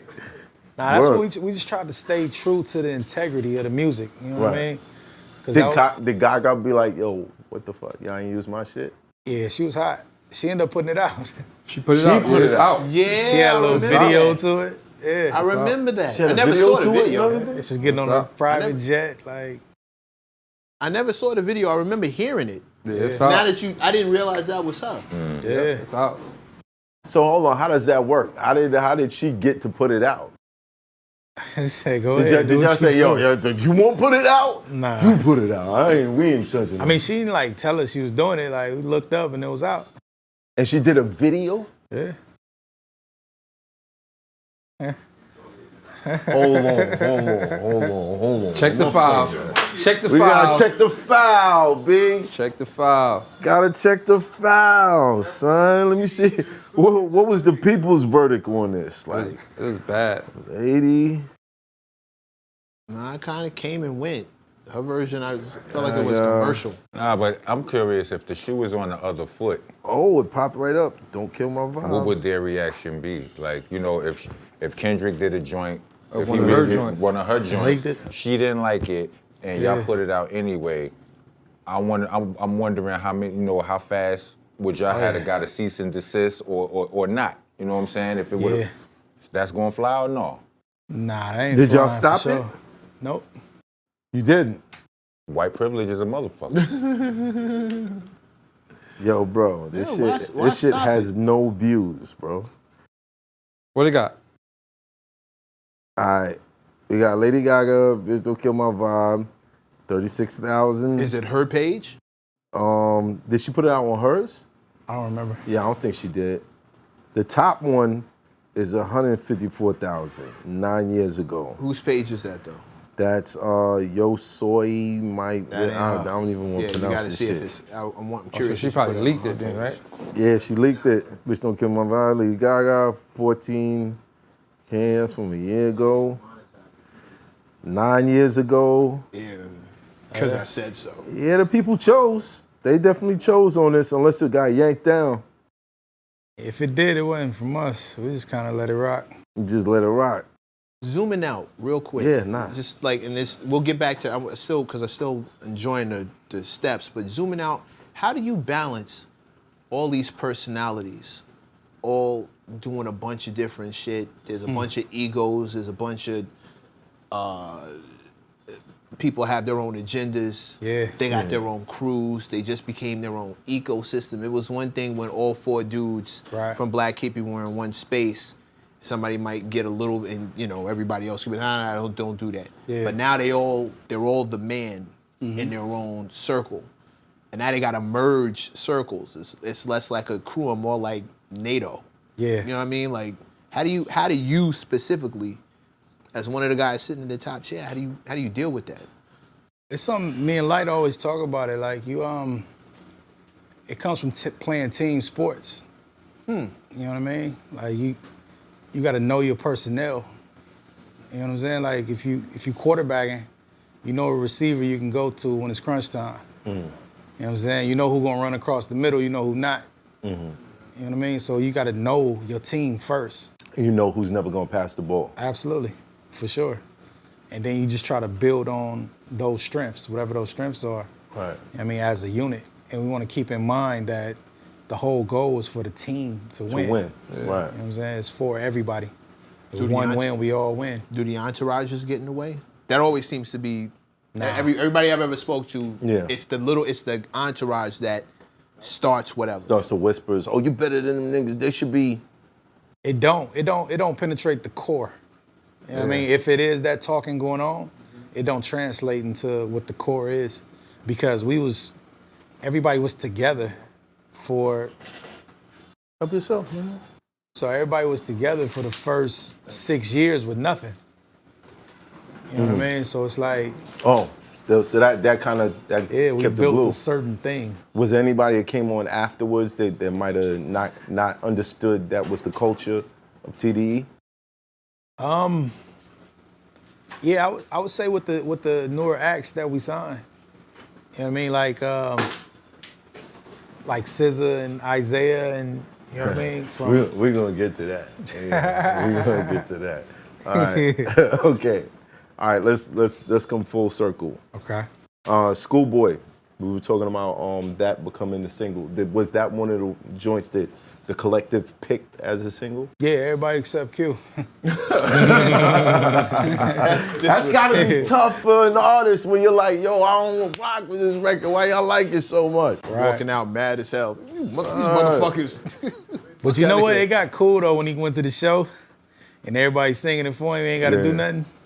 So it's like, And he's like, oh, it's kind of cool, I guess. It's like a break for me. I guess. Yeah. Right. Kind of one for losing. Yeah. But nah, the song was just so catchy, bro. It's like you singing it as soon as you hear it one time. So it's like, yeah, we got to go with that. I mean, he made it. Yeah, How for bad sure. can it be? Like, Right. how mad can you really be at your song? You made it. Nah, it's possible, bro. All the It's songwriters possible. in the room for laughing. It's possible. Right. Because at the same time, like, you know, as an artist, you're your worst critic. So, you know, at the same time, you're like, you know, you got to be your biggest fan sometimes. Yeah. And when you're not a fan of a record, everybody else is just like, Nah, for sure. what's wrong with these? Because it's never, all right, y'all like that record, cool. But why y'all don't like these more? Yeah. You know what I'm saying? Like, these the ones I like more. Why don't you like those a lot? So, Remember that thing we talked about earlier about getting out your own way? no, I'm not mad at that. Yeah. I mean, that's a prime example. The only thing I'd be mad at is not getting an opinion. Is not what? Not getting an opinion. Oh, well, I mean, that depends on who you're giving the opinion to. There's Right. definite. What about- I A&R for, you already know. Me and him get into knockdown dragouts all the time. I'd love to be there for one of those. They're terrible.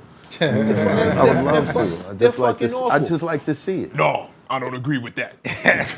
Break bread with the God. I don't believe in that shit, nigga. Like, it gets. In case you don't know, that was a Busta Rhymes impression. Terrible, that he just did. It wasn't that good. I got into the bad one, but he, you know, Fuck it off. that's what he was talking about. Yeah, because I only hear him when he's like, but when we argue, it's like, bro, I understand that you know what I mean? And 9 times out of 10, it's a good problem to have. You got a whole bunch of joints, we trying to figure out the one that's gonna go, but you got married to this one because you have a picture in your head. However, where we need to go to launch the album or to follow up the next single or to make the best video, this song is much better suited for these things. And your instincts are facing someplace else. Right. Like you thinking about driving a car when you need to be thinking about running a marathon.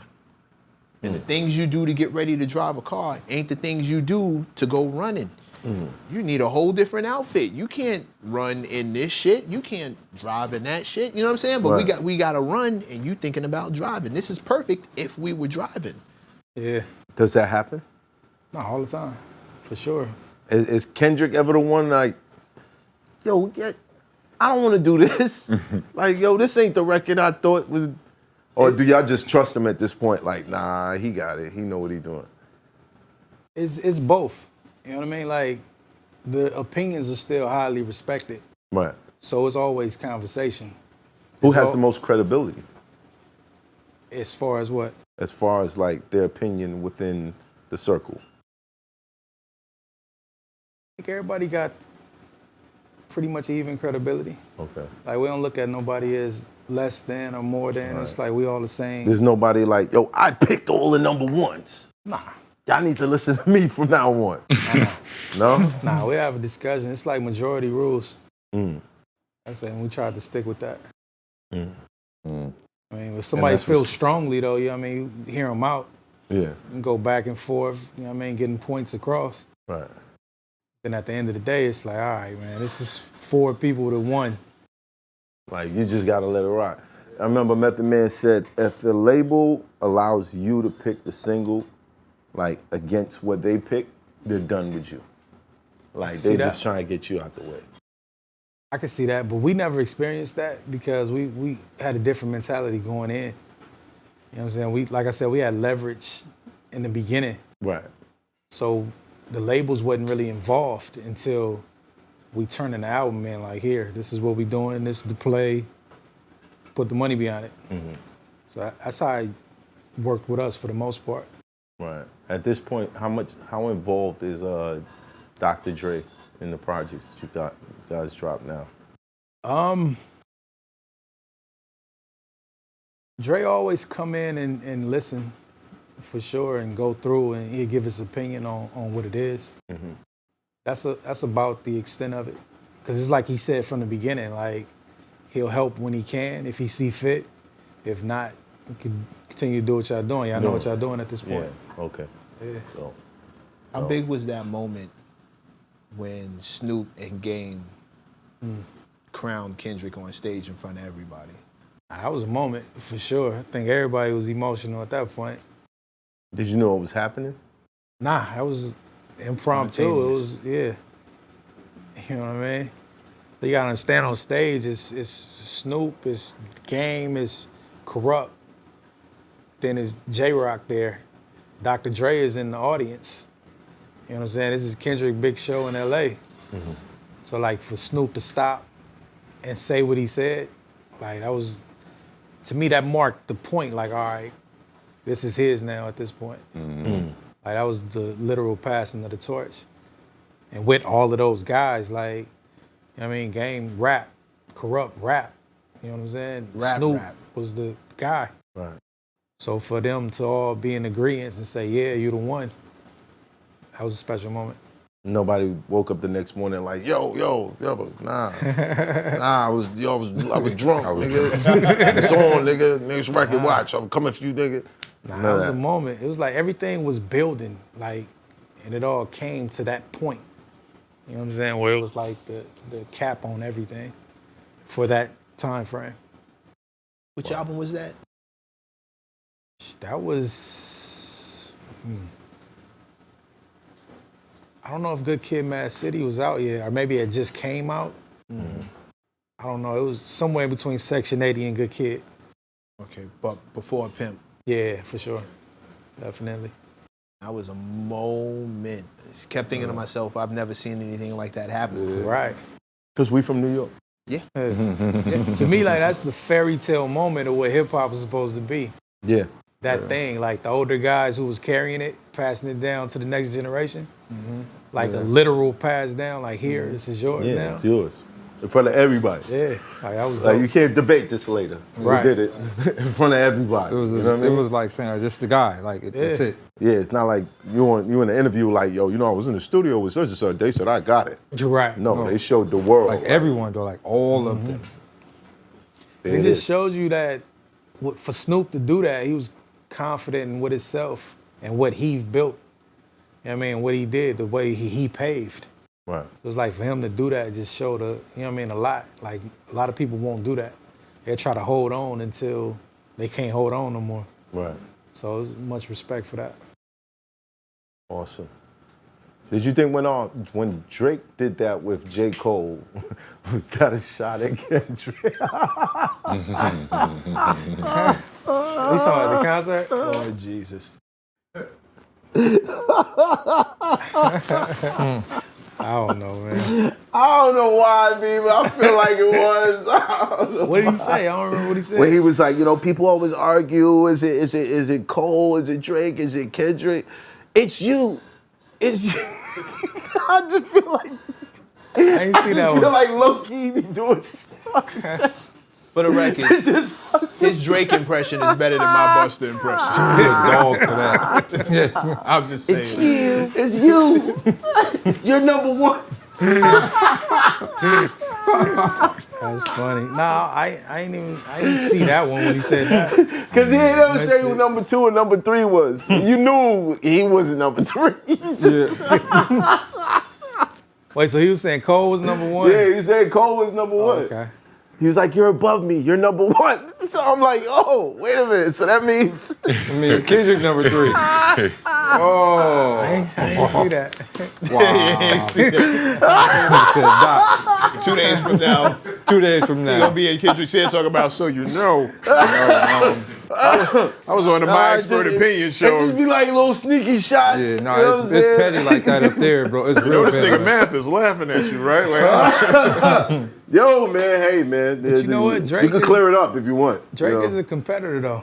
Yes, he Like, is. I mess Yes, with he that is. for sure. But he's the competitor that's like, you know, there's no reason for me to compete. Oh, that's the impression You he know what I'm gave. saying? Like, is way it's, like, you know, at this point, we've done so much with our careers. It's just there's no reason to compete. I think Yo. right now everybody's just having fun. We're Oh just my creating. goodness. So he like sneaky. But deep down, it's like, nigga, I'm #1, nigga. Fuck that shit.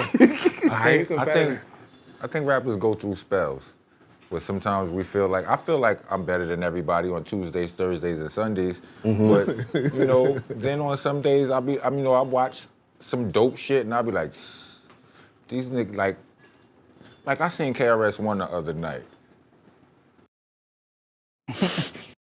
Hold on, before you even say that, It don't even you know make how no many sense. conversations we've had in here that start with, I saw KRS-One the other night. Like, Nigga, Bruh, it don't to this make no day, sense like- for him to be that good, B. Like it really don't. I don't care. We when need you on the show, you sir. You We might have need you on stopped the show. listening. You might have stopped listening to KRS-One albums a couple of years. You know, you Yeah. outgrow certain shit. Yeah. But you stand there live next to every this blue nigga. moon, you remind your You ass. like get the nigga.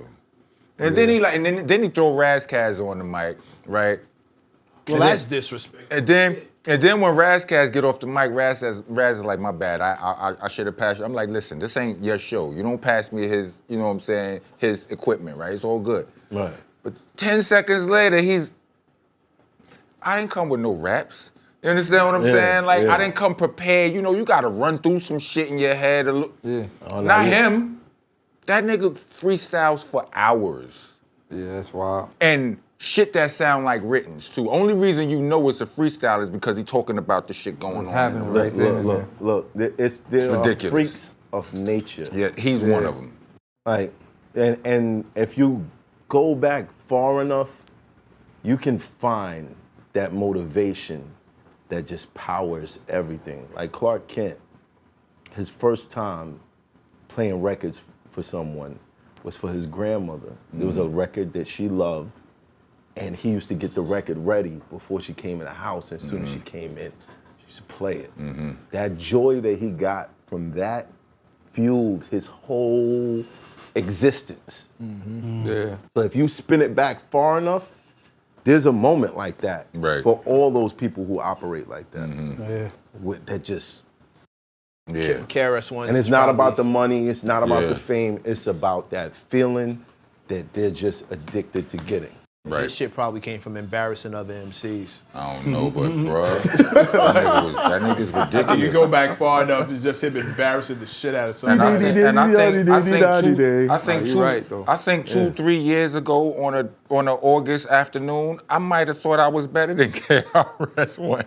Right? You understand? Like, students surpassing the teacher, because he's one of Yeah. my teachers. You understand Right, what I'm saying? right. And I know I'm dope. Like you, Yeah. now you can't tell me I'm not. I'm not gonna believe you or whatever. But that shit this nigga was putting on the clinic. Yeah, You certain understand what I'm things, but saying? certain things you just don't say out Just loud. like nah, right? Like one day I it's said, in the- it's in the I said out handbook. loud, I thought I was better than LL Cool J, and it cost me a record deal. Look, listen. Facts. But Facts. I always tell people, as a rapper, it's almost in the handbook for you to say you the best. You understand what I'm saying? Like Right. that's in the fucking instructions. That By the way, shout out to LL. yeah. My man. Yeah. My man. This guy does, like, he's a machine. Yeah, He I was does- at Rock the Bells. Him too. Son, he does 2-hour performances with no hype man And all hits. in 110-degree weather. That's wild, And bro. it With a don't even velour suit look on. like he's With a velour tired suit. when he gets off the show, bro. I don't even know if he sweats. Does he sweat? Does this man? Listen, man. Look, you got it. He I'm put sorry. on one I of was the young. illest shows I'm I've ever sorry. seen. He performed. He was the first person I've ever seen perform on a circular stage. It was literally people 360 degrees around him, and the show never got.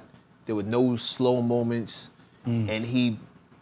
This is cliche, but he was killing every corner. Everybody was, and when he turned to face them, they went extra nuts. And then his back was turned, and they was jamming. He faced them again, and And they went nuts, and he did that with Ev, and like the whole room was just in a frenzy by the time he was. I just said I was watching. Yeah, that's wild. Like, what the fuck? Like, how do you do a certain? I didn't even know they made stages like that. Yeah. There were literally people all around him. Incredible. He never stopped. He never stopped moving. That's It mad. is what it is. There's levels, bro. Nah, it is. I Some think of y'all gotta learn. who did that for me was Big Daddy Kane.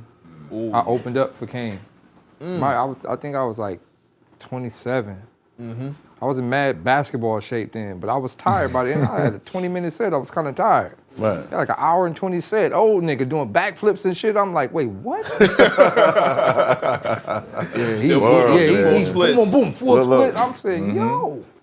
Yeah, that's With the just showing yeah, yeah, that shit was different. Yeah, Bruh. made me step my it's performance a up, different. for It was sure. a different type of love, and these were guys that who studied the craft.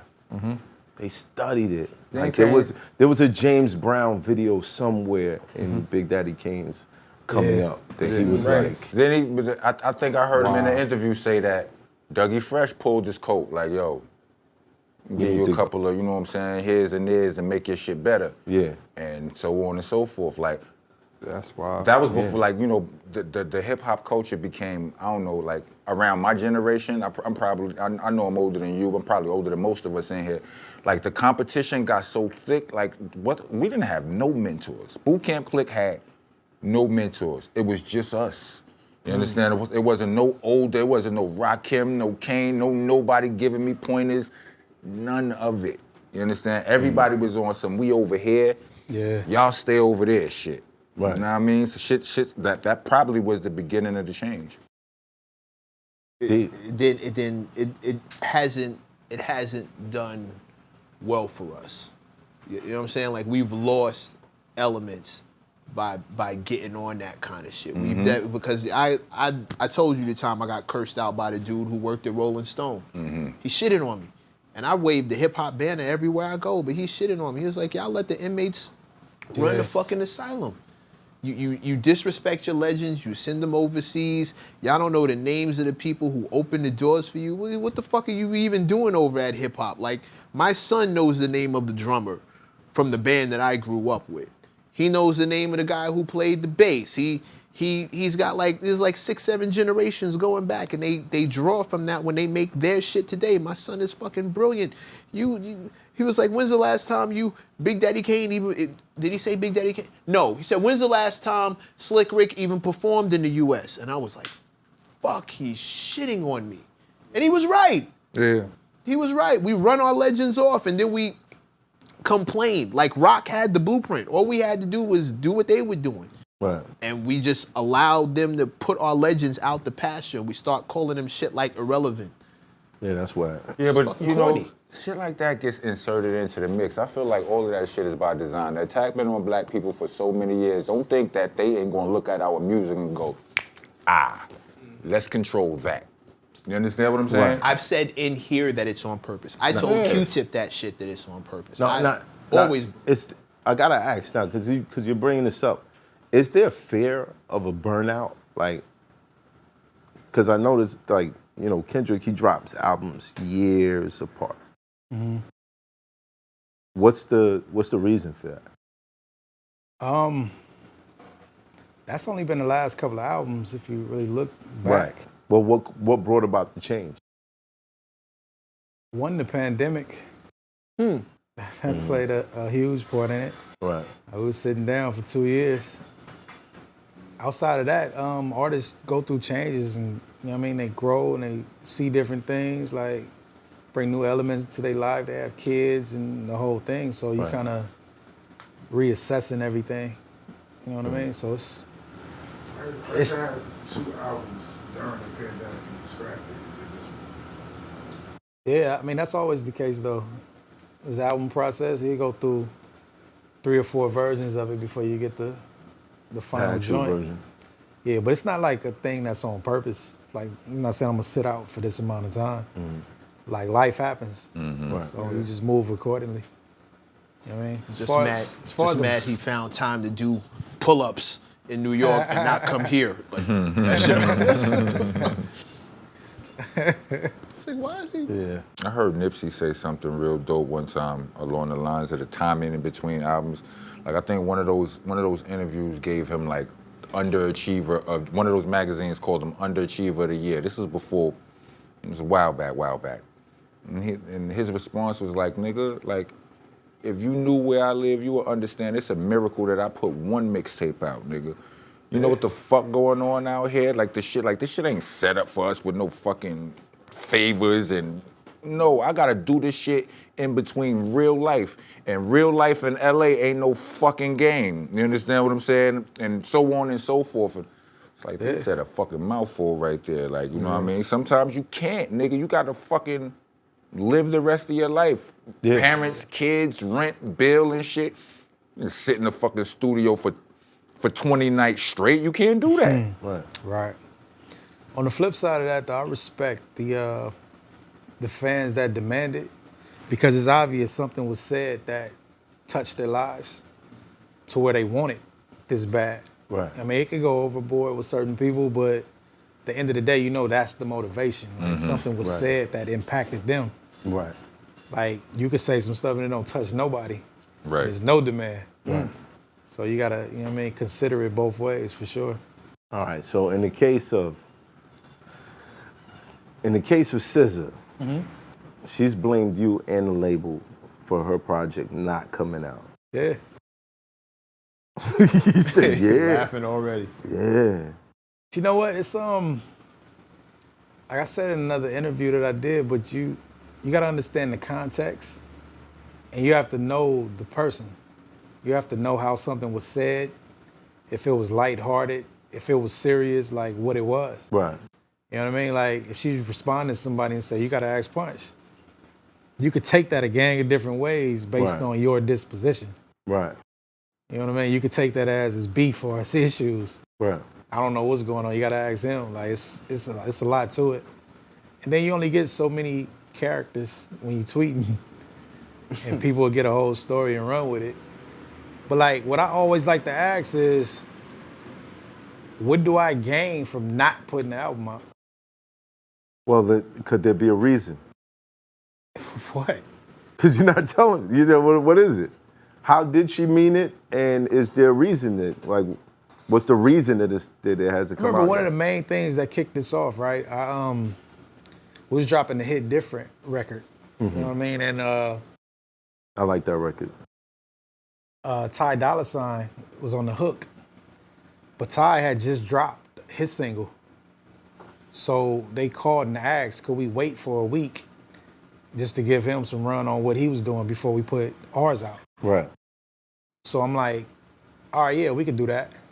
So I held the song back for a week, and it was taken as I'm holding albums back. And how was that? Yeah, right.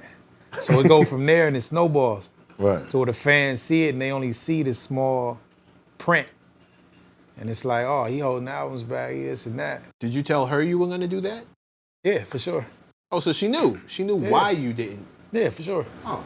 Well, first, that single came out, and I was out. Yeah, that's true.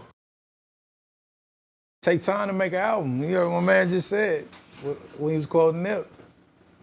You know what I'm saying? Life happens, things happen. You gotta, you know, it's a lot to figure out. Right. But you gotta understand too that I'm gonna take these shots so the artists can have peace and get out what they need to get out.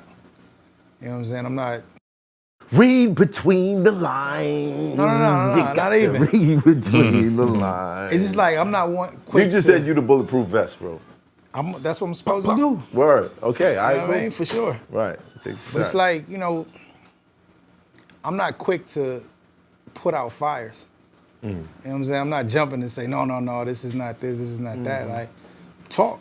You know what I mean? Continue to talk. That keeps the fuel going for the whole thing. Where does accountability come in? Accountability for who? For the artist who let this comment out that's now turned into a fire. Where do you turn around and go, yo, why are you saying shit like that? I talked to you. You knew exactly what I was doing. But now look what happened. Yeah. It's light. You know what I mean? It's not really. It's not an issue for him. It's cool. Apparently not. You know what I mean? We talk an hour later and it's about something else. Like, it's not even a thing, for real. I don't. Oh, okay. All right, sure.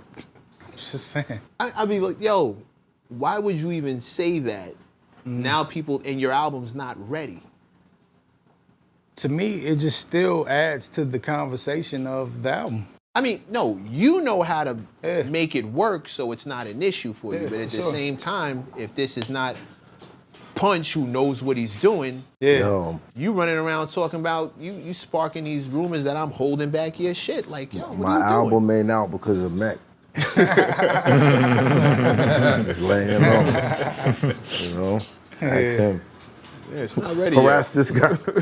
Harass this guy. It's not ready Yeah. yet. But it's a lot to putting out a record that the average fan just don't understand. You know what I mean, it's so much business to it. You know what I'm Run saying? through the You- process with me, please. Well, for one, you got producers. You got to do producer agreements with everybody. If it's more than one producer, you got to figure out what all of the splits are. If that record has a sample on it, you got play to that. call up the sample. You got to figure out if they use the master side and the publishing side, or if it's just an interpolation. Like, it's so many details that takes a long time. Okay, so once you get past that, then what? Then you got to look at the marketplace if you're smart. You know what I mean? You want to see what's dropping, what's going on outside. Does your album fit this particular season? You know what I mean? Like, if you're making a dance record in December as opposed to the summertime, it might feel a little, like, it's just Yeah. so many things that you consider. And everybody processes, you know what I mean, is different. But it's not just you record a song, you put the song out. It don't work Right. that way. You know what I mean? You got to get your press in line. If you're doing magazine covers, if you're doing your radio runs, you're doing your interviews, like all of this stuff. Do gonna be set up. magazines still matter? I would say so for certain artists. It's still good when you get those looks and see certain people. But to me, it got to hit at the same time. A lot of different other things are hidden. So when they look, they see that you everywhere. You know what I'm saying? Unavoidable. Exactly. Right. Or it just comes and goes. Right. You was on a magazine now, a month has passed. Yeah. Nobody remembers that. Right. Right. It's too spaced out, it's irrelevant. And you wasted the shot because you can't go back. Yeah. Real talk. So it's so much to it. You know what I mean? That's why I don't sit there and try to explain Right. everything. I say, okay, well, you'll be happy once the music come out. So What happens to those records that you guys like but don't fit the project? different things, soundtracks, licensing, throw out as loosies. It all depends. Maybe it fits somebody else, we could sell the song. Speaking of soundtracks, landing that Black Panther soundtrack, Yeah. what was that like? That was crazy. That was a different experience. I wasn't all the way involved in it because I was on tour with SZA at the time. So when everybody was at home, like piecing the whole thing together, we was gone. So they actually sent the All the Stars record to us while we was in Austin somewhere. Wow. Cut it from there and came back, shot the video. But just to get that opportunity and to be linked with that legacy is insane. Yeah. Like, it's crazy. Rest in peace, Chadwick Boseman. Yeah, absolutely. How you feel about them killing Black Panther What you mean? and not recasting the role? Oh. I don't know. That gotta be difficult. You know what I mean? Like, I feel bad for whoever makes that decision or have to deal with the weight of that. You know what I'm saying? Because how do you recast him after he passed and did the whole thing? How do you change the story? You know They what I did, mean? what's the name though? They did Paul Walker. They did the CGI shit with him, like two extra movies though, right? Word? Now I thought he had he got some brothers that look just like him No, and they some shit did like that. full.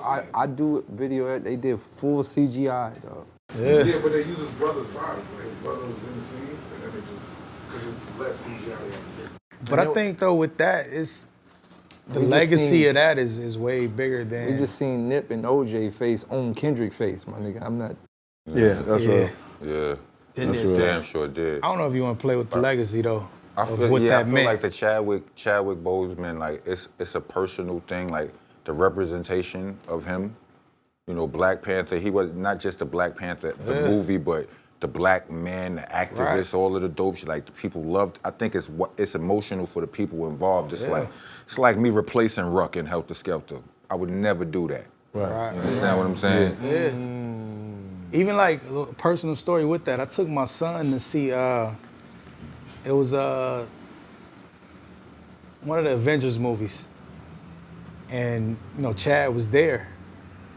So when I went up to him, I mean, my son, little kid, he excited.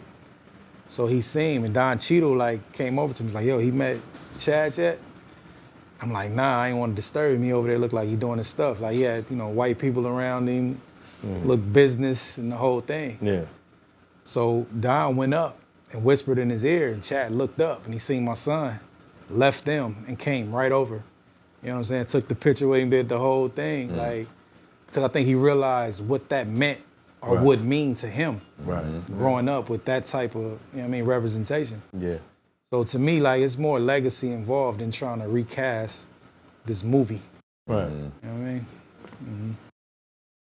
Oh, rest in peace, Chadwick. Rest in peace, Chad, man. That was a loss. That was a real L. Yeah, it was Super tough.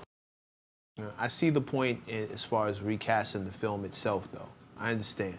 Yeah. Black Panther being such an iconic figure in the movies, in the comic book itself, and we don't have but so many black heroes from Africa. You don't want to let that go. Has there been another Marvel movie that sold more than that movie? No. Black Panther, It's a the billion. pinnacle. No, they. I think Avengers. Yeah, Avengers caught it. I think the Avengers. Yeah. Caught it, but like as a solo film, just him, like he wiped everybody out. They cooked. He was the biggest star at that same event. They was calling out all the cast members, people in the audience screaming. When he came out, it was the biggest, you know what I mean, uproar. Wow. He bigger than the Robert Downey Jr. and Chris Evans, all them other dudes. Amazing. Nah, he smoked that. Because Black he Panther different. did a billion. Like, he was bro. different. Yeah, I know. He wasn't just a black actor. He was a special one. You know what I'm saying? The, Like, just the roles that he chose. All Right. the roles he They chose. were always, yeah, Facts. yeah. you know what I mean? Thurgood Marshall, James Brown, Jackie Robinson, like- bruh. Crazy, right? T'Challa, every was one of greatness. them was like some iconic ass. Yeah. Yeah, I can understand why I wouldn't want the job of recasting. Nigga, I wouldn't even want the job of being recasted as him. Right. Like, you gotta fill those shoes Yeah, to be that's the pressure. new black? Get the fuck out of here, There you big. go. Sometimes a representation is necessary. Always. Nah, I Dig feel what I'm you. saying? Always. Damn, them shoes. Give me an alternative universe and put Michael B. Jordan in. Like, alternative universe. Just But he's probably gonna be in it. I be watching. I'm a Marvel nerd, MCU nerd. so Like, you watch the What If. yeah, I watched the What If, and I be Yeah, I watching love all the of the What If. breakdowns Me too. and shit I after the loved it movie come before, out. yeah. You know what I'm saying? And it's like they saying that if you seen the trailer, they saying that there is a Black Panther that appears in the uniform, but it's the Killmonger. It's the black with the gold Yeah. on it. Yeah. You know what I mean? They saying that that's a very good chance that they may be bringing Killmonger back.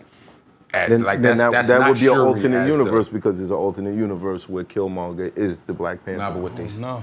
get so far off into that shit. What they saying is the nigga Submariner, like he's not from Atlantis in this one. There's some other. Yeah, here's the story twisted. It Yeah, ain't- it they ain't the twisted the comic story, yeah. right? The land that Submariner is from is a place where they give rebirth to. You understand what I'm saying? You just got to go through the water. Where did Killmonger? You know what I'm saying? Bury me under the sea where they threw my ancestors and all of that. So it's like they setting up the possibility for Killmonger to live again in that universe. Yeah. That's the beauty of having a multiverse. Yeah. We can just change the story whenever Whatever fuck we want. Yeah. You know what I'm saying? And the question of the Heart Part 5.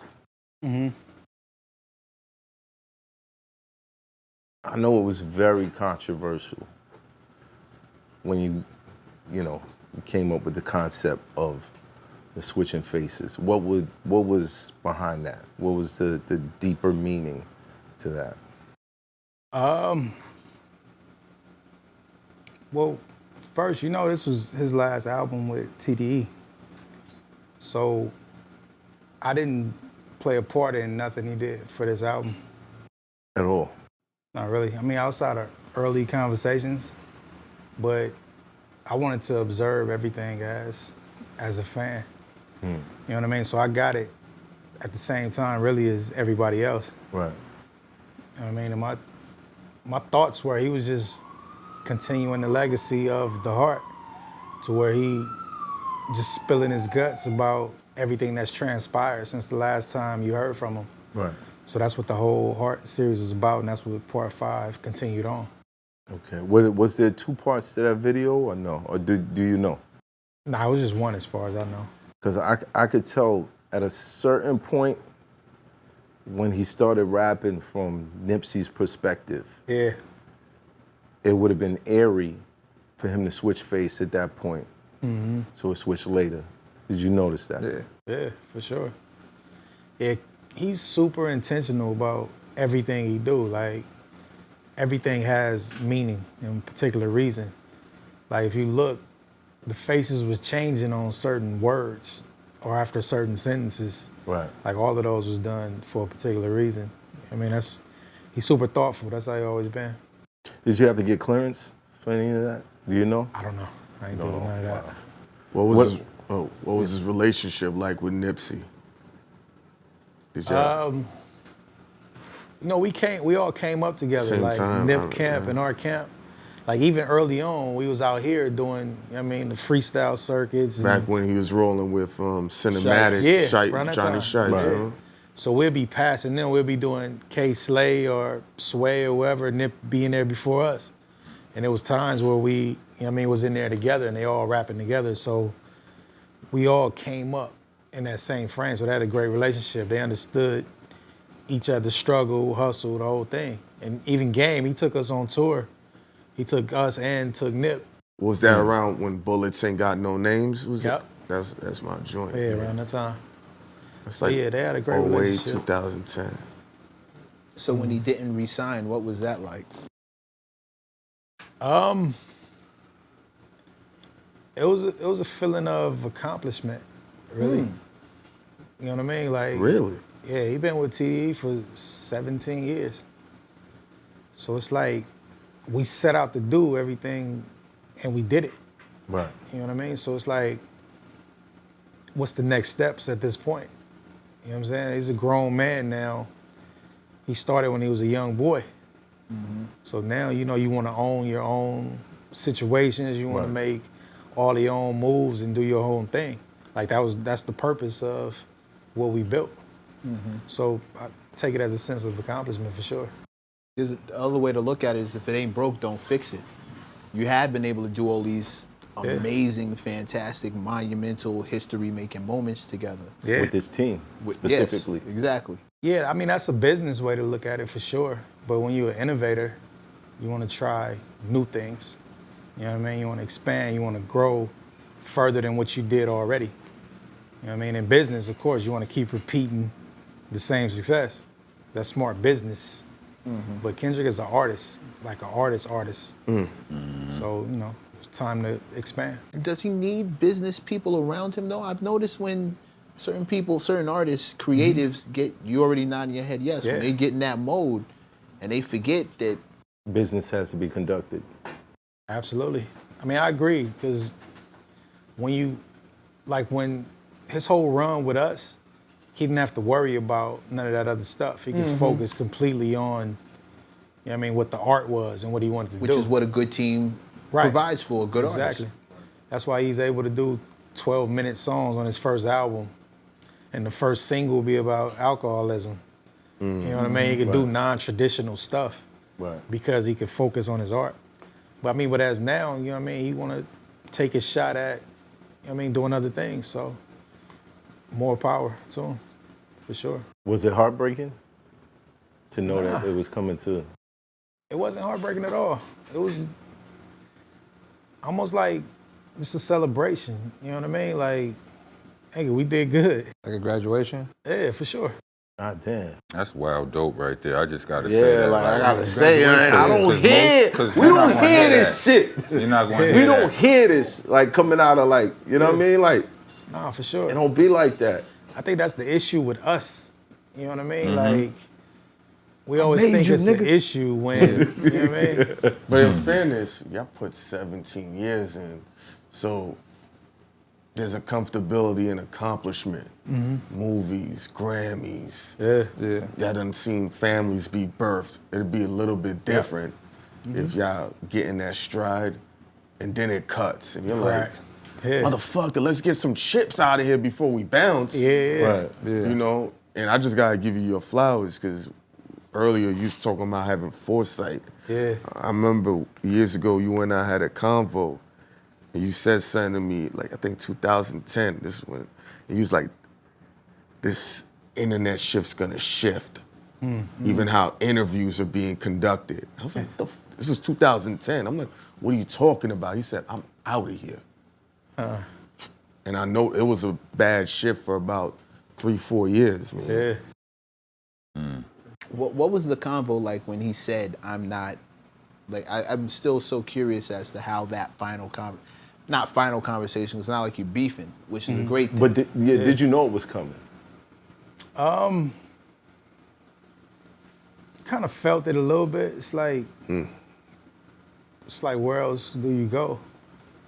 I mean, you want a Pulitzer Prize.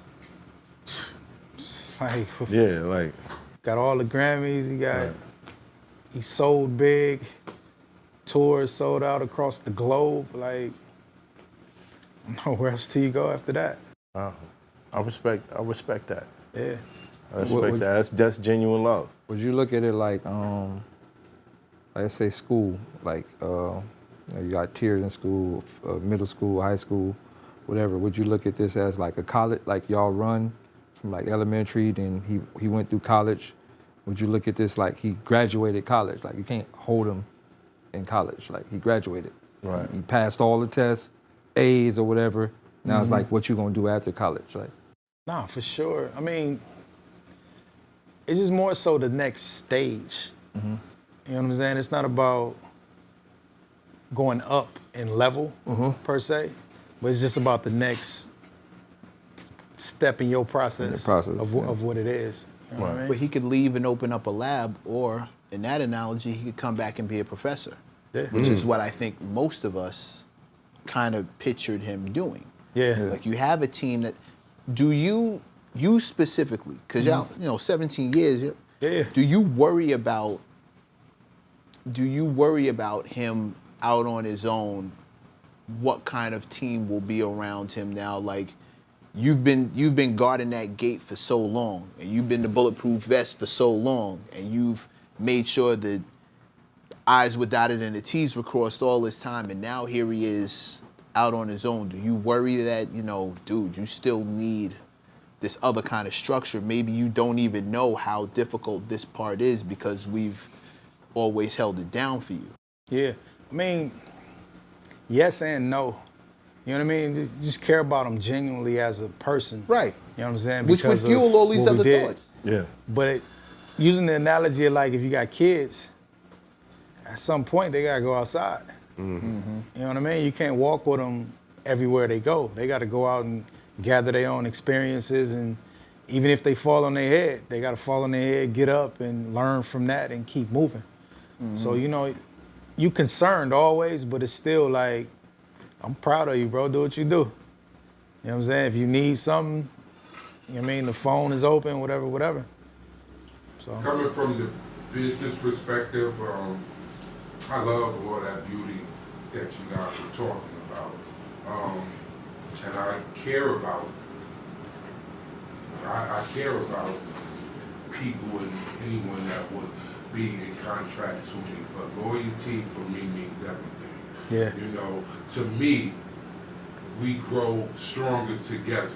No, there is no level that we can't be on together. So for me as a business person, I'm a business person, my loyalty means everything. You know what I'm saying? You stay with me. You know what I'm saying? You stay with me and we get stronger. What level are you talking about? What level are we going to get to that you need to break off without me? Especially if I'm the one who got you to that level. We stay together, we go to the next level stronger. We become partners now. Yeah, exactly. Just me. There's no point where we need to break off. You know what I'm saying? It's just a point that we need to get higher. I'm kind of on. Well, and as Ain't no a higher. businessman, I understand you thinking Ain't no like higher. that. What's higher? Oh, it's a lot higher. It's a lot higher. This man could have started doing movies with him. They could have started. They could have made him, like he said, partners with the record company. It is so many different things in business to do. This world is open. The world is open for business-minded people. Yeah, but it's not closed off to that though. Oh no, I'm not saying it is. I'm just saying my position. Yeah. I want my people to stay here. You know what I'm saying? Like, stay here, stay at home. You know what I'm saying? If you're the prodigal son and you wander off, you know, as you said, the prodigal son returns home. You know? No, for sure. But the way I view it is, the more you spread out, the more connects you have all over the place. If I'm in that though. But yeah, I mean, Yeah, we bonded in that as family though. Like, say Dr. Dre with, you know, from Interscope, Jimmy Iovine is still with him. You know what I'm saying? He's still totally a part of that. Right. Nah, I feel what you're saying. But at the same token, like, even if you use Dr. Dre, like, Eminem got shady. Right. You know what I'm saying? But him and Dre is still who they are. Yeah, look at Snoop. Yeah, Snoop too.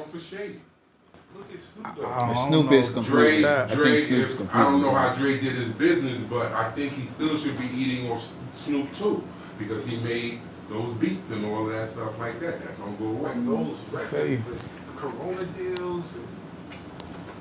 Yeah, that's stepping outside of facts. Come on, man, you chefing up with Martha Stewart, man. What I'm saying, but different people have different goals and different ideas. Yeah. You know what I'm saying? Like, let them spread out. Let them, everybody do what they want to do. That's why we here.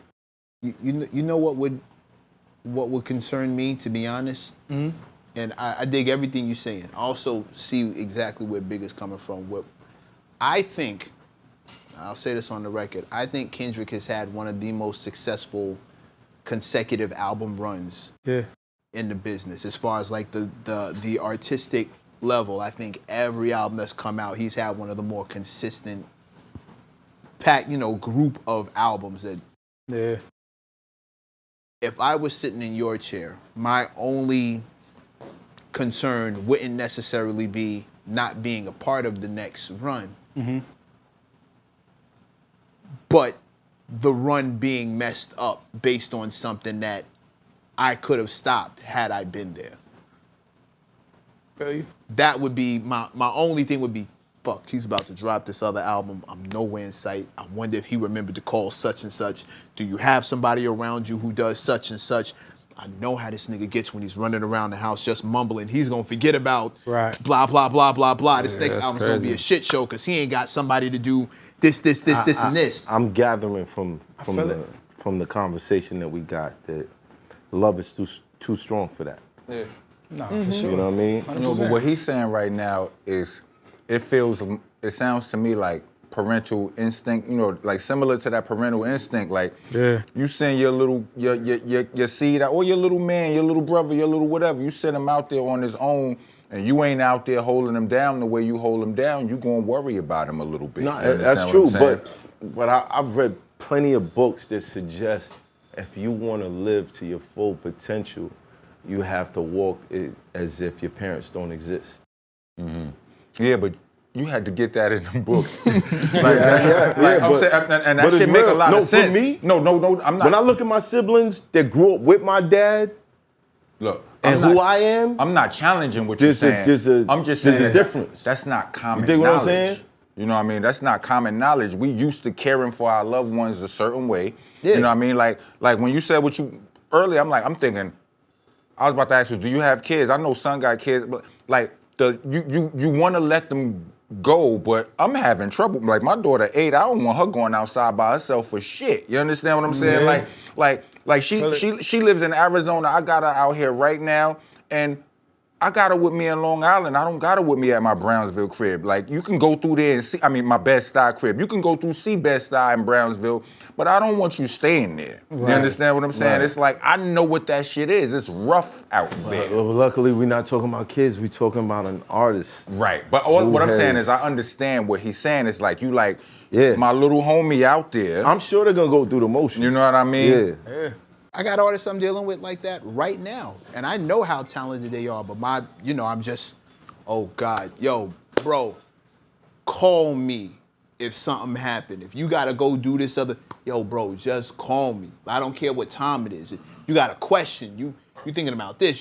Why don't you just holler at me and we'll flesh it out. Like you good, but I mean, fuck. He out here amongst sharks and Yeah. these guys won championships together. That's no, what, but listen to me. You Listen fuck to- the dynasty up if you know what I'm saying? How Phil about this? Jackson leaves and I'm not trying to undermine him or Kendrick, not because they work together, but they've put so much greatness together that it's on cruise control for how they're gonna win.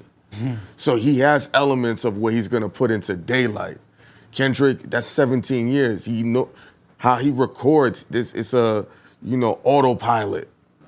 Yeah. You know what I mean? They're on autopilot at this point. And now y'all at the point where you don't even have to promo the album. You just got to drop it. And the fan base is there. No, for sure. No, it's even back to the parent analogy. Everybody parent differently. That's You know what I mean? It's based on your upbringing and how you were taught. You know what I'm saying? So like me, personally, with my son, I want him to be curious. I want him to ask questions. I want him to be self-sufficient. So he's not dependent on me. Right. So when he do have to leave, he don't have to call me and say, hey, I need this, and that. How do you do this? I mean, he can if it's there. Right. But I want him to figure that out so he can grow to his full potential. You know what I'm saying? Yeah, Math wouldn't even tell his son what kind of sneakers he got on because he ain't know the shit, you know what I'm Yo, saying? look You them know what shits I up, mean? man. This shit- Yeah. Look them up, man. disrespectful. That's the thing, though. He gonna know now at that point. Exactly. You know what I'm saying? Yeah. All right, when you ask him what he got on and he tell you the same shit. Y'all, don't I say walked in nothing. here, he was like, yo, Dad, what kind of kicks is these again? You got the nerve of you, man. Crazy. Crazy. Exactly. So what's the future for TDE? Man, we're gonna continue to move and continue to help artists, give them a platform. What are you doing with this guy? That's my guy right there. Yeah. Yeah. It's funny working with Light because we come from rival neighborhoods We ain't in supposed to be Watts. together Yeah. at all. You know what I'm saying? You talking about like 40, 45-year feud, Wow. bloodshed back and forth between the neighborhood I grew up in and the one he grew up in. Right. So for us to be, you know what I mean, in this thing and working together, it's a big deal for the people that actually know. Yeah. That's dope. But what we doing though, I started a collective called A Room Full of Mirrors. So it's like it's MCs, it's producers, it's directors, editors, graphic designers, like a whole self-containing unit. You know what I'm saying? And It's like a think tank. nah, for sure. Yeah, absolutely. And then everybody's solo artists too, so we end up making an album together and doing the whole thing. Fire. Fire. So he's on that. Yeah, absolutely. And does he have a feature with Drake on there? He What looked you got at a him. figure with Drake? Like, Let me call him. when he on Light Skin Project? Well, he was on there for sure. Jesus. Yeah, y'all don't understand why I keep saying that. Yo, this nigga dropped a track featuring Drake.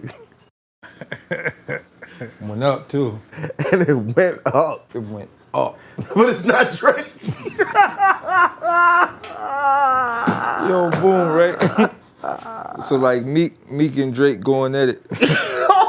Right? They going at it. Nigga made a whole response. It's fire. Yo, It's fire. I'm like, yo, how did he pull this off? Drake shoot. No, I think Drake shot, then Meek shot back. Right. So this is in my moment. I'm like, yo, I'm on the internet like a real monster. I'm like, I got to get in the middle of this somehow. I Googled Drake sound alikes. Nigga popped up immediately. I slid right in the DM. Hey, yo, say this. I got 500 for you. Say this, right? I booked the battle that weekend too for the 5 to pay for the feature. Right? Respect. Y'all ain't get my $500. I had a whole plan every battle. So boom, I got the nigga sent the verse back. I uploaded it. The next day, it went. Son, millions of views. It went like 8 million, Millions something. of views. It went. And it sounds like No, Drake. you can't say it's not him. It's DAYLYT Like, you just and gotta Drake. know it's not him. Did Drake ever hit you about it? Yeah, no, he did. He did. And you're like, hold on. bro, No, he did. No, he did. He slid in the DMs. He was How the just like, this fuck is did he- madness. Like, he Like, what did yo- Drake say to you? Nah, in the- he literally said, he was like, yo, how the fuck did you do this? I'm like, so I sent him the nigga Instagram. Nigga named, the nigga from out here. The nigga that did the shit from out here. The name Star Kid or some shit. I sent Drake the nigga email, and the nigga Drake was just like, this is madness. Like, I'm like, retweet it, nigga, if you. really go crazy. Because it wasn't bad pub. Like it. Yo, it no, was. when in- I say like, it was on the good It side. sound like these niggas is black He and like, I on got me, a dope son, record. together. He like, I got a dope record with DAYLYT. So and if I you ain't know, even if have you to go to notice, work for but it. if you notice, he never said it wasn't him. Yeah. Facts. Did you spell Drake with 2 A's? Like, how did that? Nah, No. I let it go. He just let it Uploaded fly. the streaming and all that, and Drake just let it go. He ain't say take it down. He ain't say he was, cause if it would have been trash, he probably He would would have have been said like, something. no, you can't But put it my name went. on that. It sounded Yo, official. We I'm was dead cooking ass. meat. Did he This rap sound like Drake? Yeah, This fuck shit yeah, we sound was like- cooking meat. Yo, My nigga, it sound like these Crazy. niggas was blacking out on this. Did Meek ever talk to you? Like, you ever got... nah, I ain't never really spoke to me like that. I wouldn't but- have shit to say to him neither. No, but you said they gave that Meek. I would imagine you'd be like, You sponsoring mercenaries to take my head off. Like, I wouldn't nah, have shit to say to it went you up.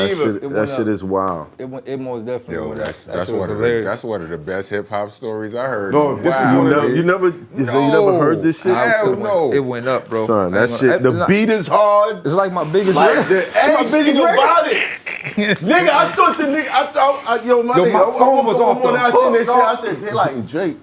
I clicked play after it was done. I was like, oh yeah, this nigga's out of here. Yeah, I was He's gone, outta here. bro. I was gone. I was out of here. The only way I figured out it wasn't him is when he booked another battle. I was like, what? What? Nah, wait. For the five. This is a fake nigga. This gotta be a fake nigga. Why would he double back? Next weekend, I was right back in the ring. Fake nigga, man. Is that your God best troll damn. move ever? Most successful. Most successful troll. What was your nigga. worst? My I nigga, don't know that's the worst, fucking but genius, dude. financially, Yeah, or I like, went up from that Drake shit. I Yeah, went yeah, all the way. I son, got yeah. mad YouTube check, the streaming, it went Because up, you know up. he ain't gonna tell nobody it's not his. No, Yeah, it went up. It went up, I bro. like that shit. Nah, son, that And was I had like mad videos of Drake genius talking right about me there, and shit. B. So I was posting the videos and all the extra shit. It was going, dog. And the rest Your of us wheel was is just sitting turning back right like, now. don't say nothing. Let's see what Everybody- happens. Let's see what happened. Can't even be mad. with Yo, you. son. that shit is genius. Dead my eye, yo, nigga. when this is over, play that track, bro. That shit is So Punch, you know Look, what the Day, next this my record gotta first be, time right? meeting You, bro. I seen you do some Day. Drake, Kendrick, Light. yo. The record's gonna be 1, 2, and 3. Wow. Yeah. It's my first time meeting you, bro. I done seen you do some wild shit. I missed that one. That is the best Yeah. of them Yeah, all. that my was nigga. that was the ultimate. It was peak time. I'm talking That was like the ultimate. right after me, because my shit was what So is this it was called? before back to back. This was No, this is after back to back. what was Drake shit called? Uncharged? What was it? Drake Charged up. It was charged, Charged up. I dropped uncharged up. Jesus. Because charged up and back to back, there was like a 2-3 day gap. My nigga. I was right in the middle. Like See, that's what I'm saying. It had to be right I before. was right in the that. middle. Christ on a It crack. went. It was out of there, bro. That's wild. No, So why don't you do another one? no, because they're gonna see this and they're gonna No. No. Do it. Now when you actually get the Drake feature, they're gonna be like, I don't want it now. No, you got a little bit of time. They Why already don't you got do the another Drake one? feature. You don't need Already no got it. Drake Already feature went up. now. Do Good. another one. Diss Kendrick, so we can finally get The this Drake- show started. the Drake- yeah. Kendrick- Have Drake this. nah, nah. Have that's Frank. too Have much. Drake. Have diss Frank. My trolling days are Have over. Frank this Yeah. Kendrick and we'll The see troll- how Yeah, it you It's haven't over. trolled in a My hot troller minute. days. You just tried to troll me before you walked up, nigga. And the trolling days are over, man. The You trolling don't days are over. use your powers for good. He needs you to set this thing off I'm waiting now. so I'm we waiting. can finally see the two biggest go at it. Is it are you looking to transition? Or you because I know you got you got Beloved coming up. Yeah, that's my last one though. That's your last Like, one. Final one. Final One. Are you trolling right now? Now, like if you notice, like I was battling. You remember I was battling every weekend, nigga. I battle once every 2. Yeah, that's not a even. fact. That's a fact. Was Rock your last? King Los was my last, King Los was your last. and I only Oh, did yeah, that. that's I only right. did that because the bag was crazy. Yeah. But other than that, I wouldn't have did it. Wow. But you know, and it's crazy because you know, like I know, like battle rap money good right now. Is it? It's good. From what I was making. From what you, but like you was good, that was never good what you was getting, bro. Oh, That was niggas had to pull him to the side like, Oh, bro. Hold on, let me talk, you out my here, nigga. You out here charging niggas 500 for a bat. Nigga, stop. You fucking the game up, bro. No, but y'all, see, you ain't. And this nigga was booked every weekend this for what like I'm 2 saying, years. $500. But look, but no, y'all got, I got that. y'all got to Son, for understand like where I'm 2 coming years. from, right? At this moment, I was still living in Watts. Okay. I ain't never flew nowhere. So I'm on a plane. No, Pete, I'm on a plane every weekend, literally every weekend, to another city. Not only just another city, I'm flying overseas. This before everybody started going overseas. Yeah, you could have at least got 1,500 out of them niggas. But Pete, no, but let me at tell least, you, bro. Let me tell you where I'm coming from. I was working at Taco Bell before this. Oh, well, yeah. So Pete, I don't care. I'm just telling you. I don't care, I'm telling you how my mind I don't works. care. When I found out that 500 shit, I was like, yo, what are you doing, bro? Did I eat like, the game up though? None of you niggas is getting booked. I cooked all of y'all, man. No, you No, didn't, y'all was you didn't getting fuck it booked. up for me. I was fucking it up for a lot of niggas, though. I was fucking until Summer Madness 3. Yeah. No, none But of y'all I was niggas making it was tough touching for a me. lot of niggas though. Not Yeah, you, but yeah. niggas like, why get him? I can get light for 500. This nigga was a scab. he was undercutting the shit out of you. He was fucking up their whole union. He the union. I'm bad like 4 times a weekend. Bro, I stop didn't that. give a fuck, dog. You're the worst. Yeah, I was cooking. That's terrible. Niggas That's selling terrible. nickel bags on the block. Yeah, like, yo, what are you doing? So let's just say, like right The now. nigga was selling nickel bags outside the cartel. Yeah, facts. Like, what are you doing? But let's say this, like right now, bunch of them. right now, like niggas is getting 25s, 50s, and some niggas getting more than that right now, right? Who? Right. Okay. Cool. Let's keep it moving. Let's keep it moving, bro. You don't have to. Some yeah. niggas, some Yeah. niggas. Like the max out bags was kind of wild, right? For the top niggas.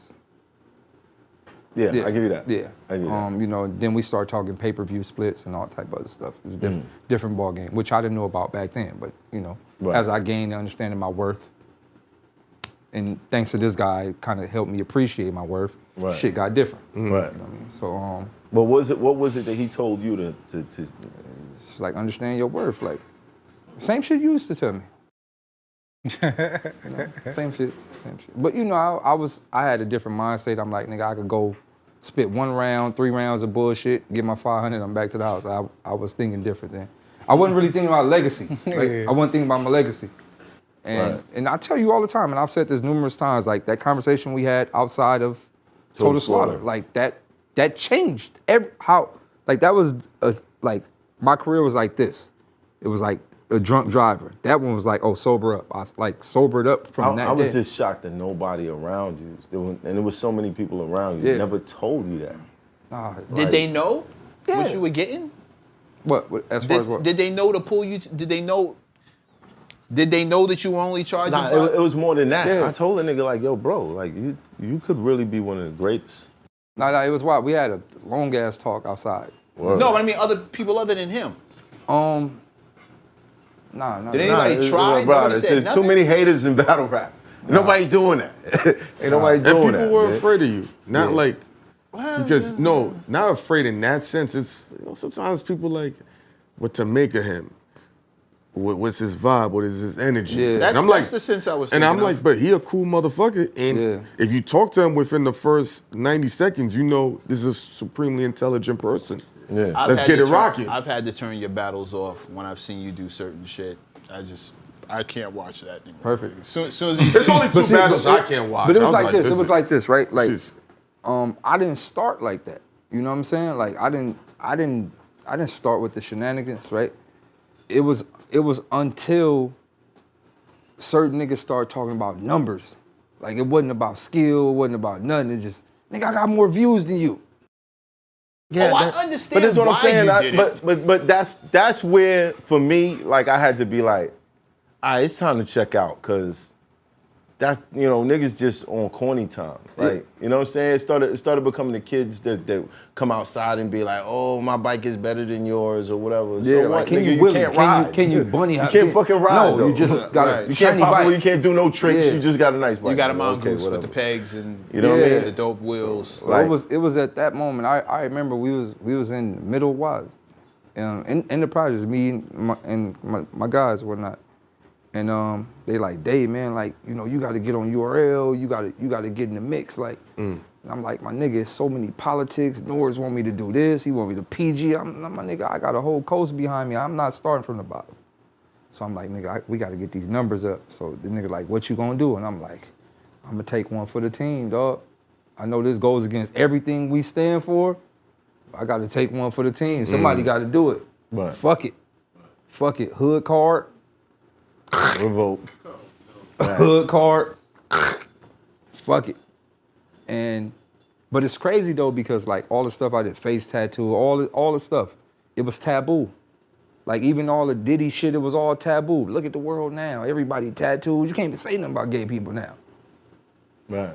You get what I'm saying? Yeah. So I was like right before the cusp. Like, so it's like, you know, but Now, I always knew it was a method to your madness. It was just what you was I ain't gonna lie. compromising. I ain't gonna lie. Yeah. It was a method. Yeah. And you know how to say, what's the nigga name? The nigga that died, the Batman nigga, he got too deep in the role. Keith Ledger. Yeah, I got Keith Ledger, yeah. I got too deep in it. I ain't gonna even hold you. Like at one point in time, it was like, I could just do some fuck shit. They call that method acting. I got deep in it one time. Yeah. Like I'm telling you, look, so yeah. when I came to Slaughter, I had no raps. I showed This up. nigga walked in the crib naked. I showed up just in my underwear and Timbs in the cold. I remember. With a black bag Hey. full of costumes. I had no raps. I was like, it's TV, ratings. I'm just about to take this whole show through the roof. Until we had the conversation outside. And then, you know, I went back to my room and I'm like, I don't want to be remembered. And he was like, this is exact words. Your legacy, man, you want to be remembered as an MC or a joke. And I went back to the room looking at my Joker costume. Dead ass. I had the face paint, the lip, all that. And here go the funny shit. He turned around, he won the whole shit. And literally, like I dumped the whole bag in the trash, like the whole costume bag in the trash. And I'm sitting in my room, I'm like, I don't want to be no fucking joke, man. Still did it at the end of the show, but. Yeah. You did the spawn shit. But I'm gonna tell you, He's supposed to light himself on I'm gonna fire. tell you the whole story why I did the shit though. So, you know, all the shit that happened prior to that weekend with the scenario, whatever. Yeah. So I called, remember Mike? I hit Mike, I'm not coming to New York. It's very hot. Now, I don't know if this big is Tupac and Biggie, but to me, it feel like that. It's big. Right. You know, and you know, Twitter makes shit even worse. All the threats coming back and forth. You come to New York, son, it's over for you. So I'm like, Mike, I don't know if I'm coming. So I said, Mike, just do me a favor. I got a son, I got a family to get home to. If you could promise me that I get back home to my family, I come. You're like, we got the FOI, we got all this shit, right? We got everything for you. Just get on the plane, we got you. I kissed my wife. It was like a movie, my nigga. I'm like, I might not come back. I don't know. Mike captured you so hard. Listen to me. I get on the plane. I get off the thing. I'm like, yo, so like, you know, I don't know if niggas gonna be at the airport. I don't know what's going on. He like, nah, we got the security in the front.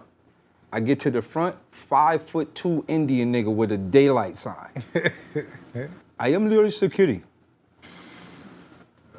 Yo, Mike, who is this nigga? Like, where the rest of the people? Where the Muslims and all that? Yeah. Like, are they at the hotel? So I get to the hotel, and it was just one nigga, like another short nigga. Yeah. I say, Mike, you know Mav guys are huge. Rock can't What are they gonna do, dog? Like, what are they? He's like, nah, you're good. You just out here. So then we got Sway in the morning. We walk in the Industry Sway. niggas don't give a fuck. It's nothing. I'm like, Mike, you got me out here naked, my nigga. Like, my guy's not out here. I'm naked. I'm naked. So it's me and Hollow. We walking. Hollow like, yeah, I'm gonna just get on back because I don't really know. I said, Hollow, man, I thought we was. Hollow like, yeah, we cool, but I don't. I said, He Mike. good for that. I'm like, Mike, you really lied to me, dog. Like, you lied to me. Yeah, niggas just want you to come out. Like he really lied. He didn't give a fuck about my safety or nothing. Like, he lied to me, bro. So in that mind state, I'm like, you know what? Fuck the tournament. Fuck everything me and Mav talked about. Fuck all this. I'm about to burn the whole. My nigga, I ain't gonna lie. I'm glad what happened, cause I'd probably be in jail, my nigga. Like, I ain't gonna lie. Like, I had plans on like burning the whole shit, everything. He was gonna set his cape on fire. I was gonna set my cape on fire, the stage, gasoline. The Hammerstein Ballroom is what was good. Right there on 34th I and promise you I was about to set the whole bitch on fire. Now, luckily, Bro, you.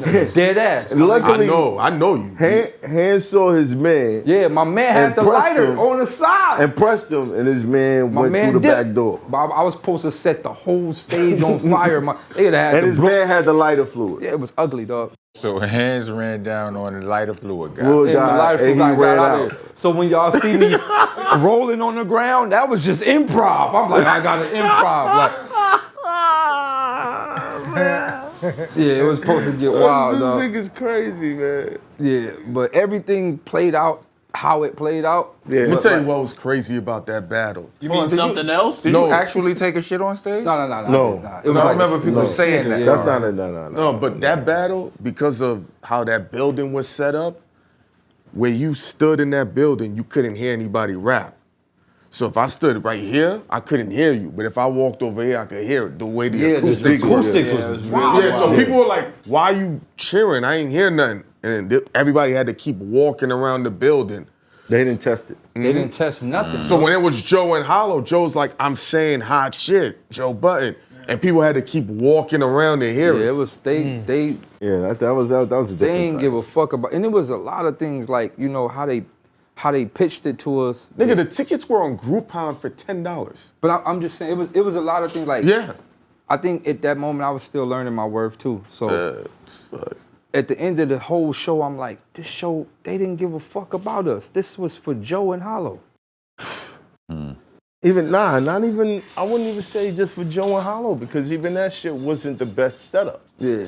So it was just, you know, it's new grounds. Yeah. Then a lot of people that was involved didn't understand battle rap. Yeah, they didn't understand why things were set up a certain way. They didn't even investigate to make sure that They everything just was like, right. rappers flip. Rappers are gonna rap, get some mics, they'll be fine. Yeah, I was like, that was it. No, they don't even need a real deal. Sidebar, I always felt like Joe did better in that battle than niggas gave him credit for. He did. He didn't lose till he put the mic down and Nah, walked the- off. No, he lost when he picked the mic up, but you know, that's from a battle rapper's perspective. Nah, I thought You feel like he not was what we did. trashing him? You feel like No, I didn't- when I he didn't picked feel like he was trash. Oh, when he had the mic, period. But look, bro, you're entering our shit. If your opponent is willing to perform, and you know, with that, like, who are you to say, no, I'm just gonna be the nigga with the mic Right. or whatever? Nah, Yeah. nobody was feeling that. That's what the battle rap community that was in there. They kind of turned on him wasn't from feeling there. it. Like, Yeah. why you got But the even mic, like bro? the-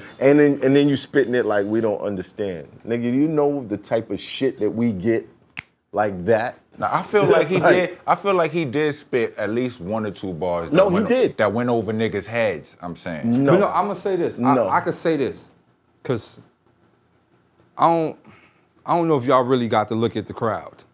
It wasn't us. It was not at all. It was It partly wasn't us at all. It It was was partly- Eminem fans. It was like- like, where M at? right.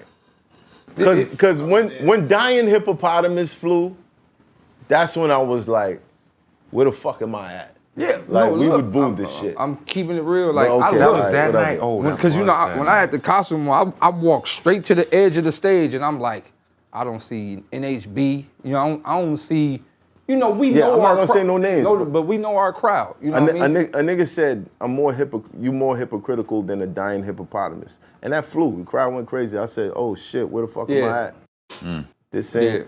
This ain't. It was. Okay, It all right, was cool, whatever. It wasn't our crowd. That's kind of wild. It most definitely wasn't our That crowd. was kind of wild. It wasn't our crowd. On top of the acoustics was weird. It was just a lot That's- of weird yo, shit. man, going I on. never made strange. it past the acoustics. Yeah, it was a lot. That was so the poorly- worst That was so poorly thing. done. Yeah. Like, it was an attempt.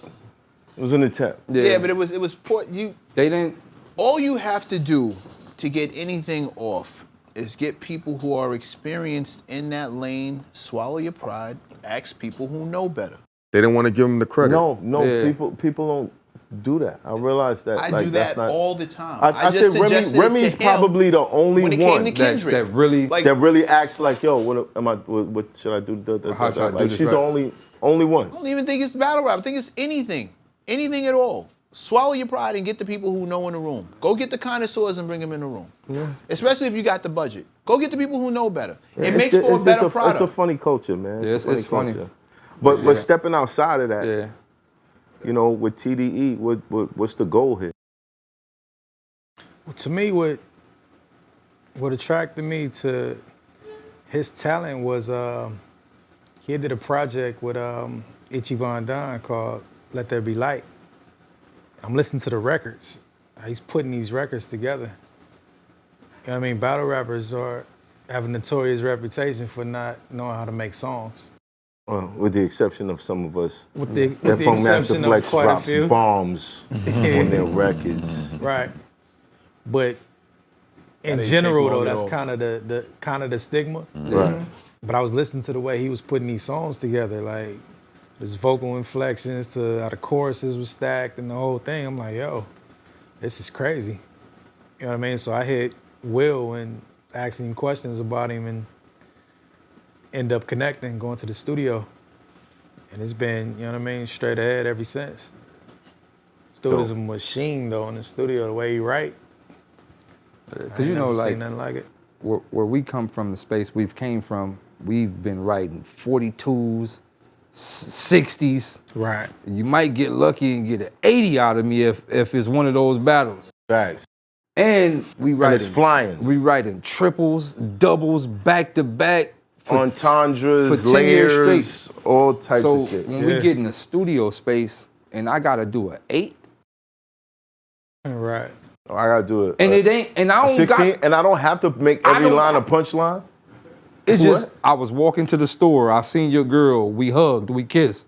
I got in the car. I left. Nigga, done. Soon, verse done. He cut the beat. I'm done. He like, how you done that fast? I'm like, you don't understand. I'm done. Yeah. Like I'm done because I don't have to think at the level that we had to think on at home. right.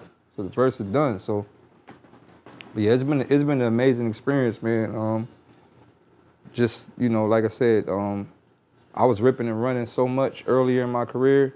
I think like just being around day camp and understanding patience, especially as an artist, like understanding the patience of an artist, and understanding like not to follow the trends or even not to even care about the trends, but like focus on your art and kind of like what you're saying, like what you really want to give the world. Right. And that's kind of where I've been at. Like, you know what? Like, this is what I want to give the world. So just being in those spaces and also watching the people that came before me, what they did, you know what I mean? Like, Studying the game. yeah. Studying. I'm most definitely studying game tapes for sure. One of the first conversations, though, was we got to shut everything down. You know what I mean? Because he's known for a certain thing. Yeah. Right. So we got to go quiet Yeah. for a minute. You know what I mean? To make people slowly forget. And then when you come back, you got to set the tone. Yeah. Like when he did the Tay-Rock battle, there was no extra nothing, just straight raps Straight and the whole. boom, bars. I mean, Bars that and set the respect saliva level just up. flying all over. Cause I was done. I ain't gonna lie. I was done. I was done. And he literally was like, nah, you got one more. You got one more and you gotta wipe the game. Yeah. You gotta wipe it. You gotta go out on one of those notes. But here you are again with another one coming. But see, with that one, it's like, that's one of those things on my personal checklist. It gotta happen. It's kind of like Neo and Agent Smith. Like it gotta happen. One way or another, it just gotta happen. I respect it. Yeah. I respect it. I know that's been something that's been talked about from the minute you got hot. Yeah. They were Yeah. talking about that matchup. Like even we was doing some filming yesterday, and I don't know bro name. I don't know if he part of Lux camp. Be like, yo, Lux, remember Light Team hit us up in like 04 trying to battle on MySpace. It's like 04. 05, I think.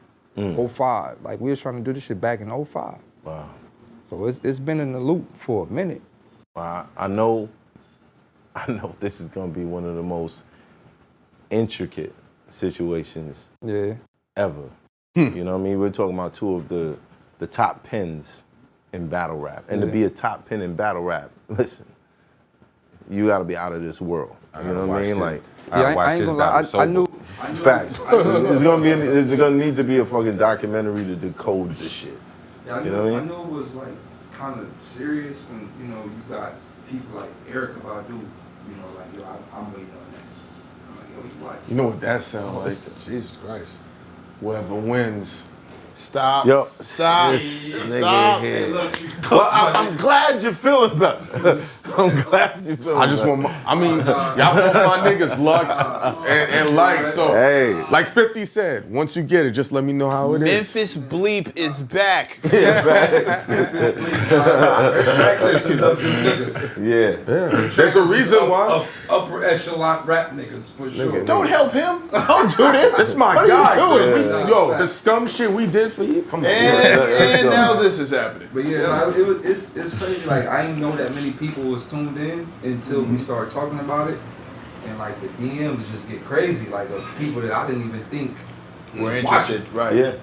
You know what I mean? I'm like, oh, it's kind of big. No, y'all gonna break some rewind buttons for sure. Yeah. Nigga, wait, what? I'm gonna tell you something, like, from my perspective, I realized you never know who's in them clicks. Yeah. You look at the views, even if something that's like 2,000 views, you never know who was one of those clicks. Yeah. And you'll find out. As you grow, you're gonna find out. People are like, yo, I've been watching you since that. And you'll be like, what? Yo, pick a what? This whole time? I ain't gonna put it like that. That happened with me and Cole. I put it out there. You know, and when I first met Cole, like, I went to his house on Forest Hill, went to his house. And Archer Ave. yeah, I went to his house. And we I was there maybe about 6 hours. I probably said 2 words. It was him. Nigga, what about this? So when you said this, when you did this, and nigga, this, and I'm like, so all this time, watching all this shit, and they never said nothing. That's why I say shout out to 21, because 21 came on here and he was like, yo, y'all niggas need to stop acting, like watching a nigga all day long and then acting like you don't know a nigga. Like he hit me up like, yo, nigga, I love your shit. And that's what got him on the show. That was crazy. But you never know who's in those clicks. I was like, yo, my man is going through records, and nigga, this is my favorite song, and I'm like, oh, that's crazy, like, that's crazy. But like I say, like you say, like, one of my OGs told me this in the hood. He like, you know, sometimes you can have like 200 views. Fans don't know you, so who them 200 niggas? That might be 200 major niggas. Yeah. That just scavenging the internet for shit. Facts. Like Balenciaga. Hey, zoom in on them. You I never dropped know. 2 months early. Hey. You never know. So, you know, but yeah, but I See, this is what scared me about you, because I never know when you trolling, bro.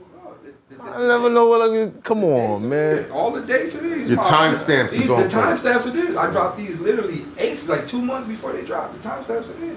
Yeah, that's true. I did see the Balenciaga design come after this Right shit. after the timestamps are there. So, Wow, that's true. Wow. And that shit happened. I dropped these right after that big moment too. Punch, what you Hold on, think on you this? saying Balenciaga stole your idea? Hey, I'm just saying. I'm just saying. I'm I not dropped saying. first. I'm just saying. I can say dropped it. first. I dropped first. I'm with you. He did have them shit for a with you. while, bro. I Oh, wow. Oh, wow, wow. I mean, Then if I you got started receipts seeing the and little they sock don't, joints. Right. No, I'm saying if you got them and they don't, It is what it is. That's from Dragon Ball Z. Yeah. did you really just wait? I sit here talking for like 3 hours. Did you really just pick that moment to say No, something like? it's based a little battle rapper. You don't even know it. But just back to the music side or just transition side. I'm most definitely being patient and following his lead with whatever. Like I listen to them and everything he tell me because they success rate 99.9.9. Yeah. So Wow. anything he like do this. Bang bang. Yeah. Well, I already know you. I always told you had it. Always. Yeah. Even in the moment when I hated your guts. Yeah. I knew you had it. I wish you all the success in the world. 100%, but even with that, like, I have to cut you off, man. But No. just we've been in this shit for a minute and seen everybody grow. Right. I tell you all the time about this, like, everybody finding a lane, and then that lane's still gonna rap back to like your music shit. You know what I Right. mean? Like, everybody finding their lanes, like, and that shit is amazing. That shit is very amazing. Punch, selfish request. Yes, sir. I don't care what the budget costs. I need a record with you and Sauce Walker. Sauce Walker? Him and Sauce Walker. Yo, shout out to Sauce. That's and I'll just do the Hadouken. Yo, you know he was a battle rapper too? Yeah. This nigga was battling in college. He showed me the video. Wouldn't be mad at that at all. Him and Sauce Walker on the record. That's not a bad idea. It's gonna bang. Look, when he does his New York tape, because his New York tapes are legendary. Yeah. The last joint that he did, he got him and Busta Yeah. on the joints. Wow. Yeah. Listen to that joint, do one like my nigga. I'm with it. I'm most definitely with it. We put it together. I'm with it. Now, as you're transitioning into music, I got somebody that's been getting calls for battles. You want to talk about this? Yeah, I could talk about it. Yeah. All right, so the most respected battle league in the world reached out to you. Yo, peace. And now, is this something you're considering? Yeah. I mean, you. Listen, me and you have known each other since I want to say around 2011. Yeah, wasn't I the guy that was trying to get you to battle? Wasn't I the... Yeah, you was. I that's said yes, That's right? Okay, all right, cool. Yeah. I say yeah, right? All right, but cool. the other guy, like, Yeah, the other guy, because niggas be bullshit, man. like, and I want to say this in the other guy's defense. There was a period, like, cause I'm bi-coastal. I'm in Arizona and New York, and I was getting some shit.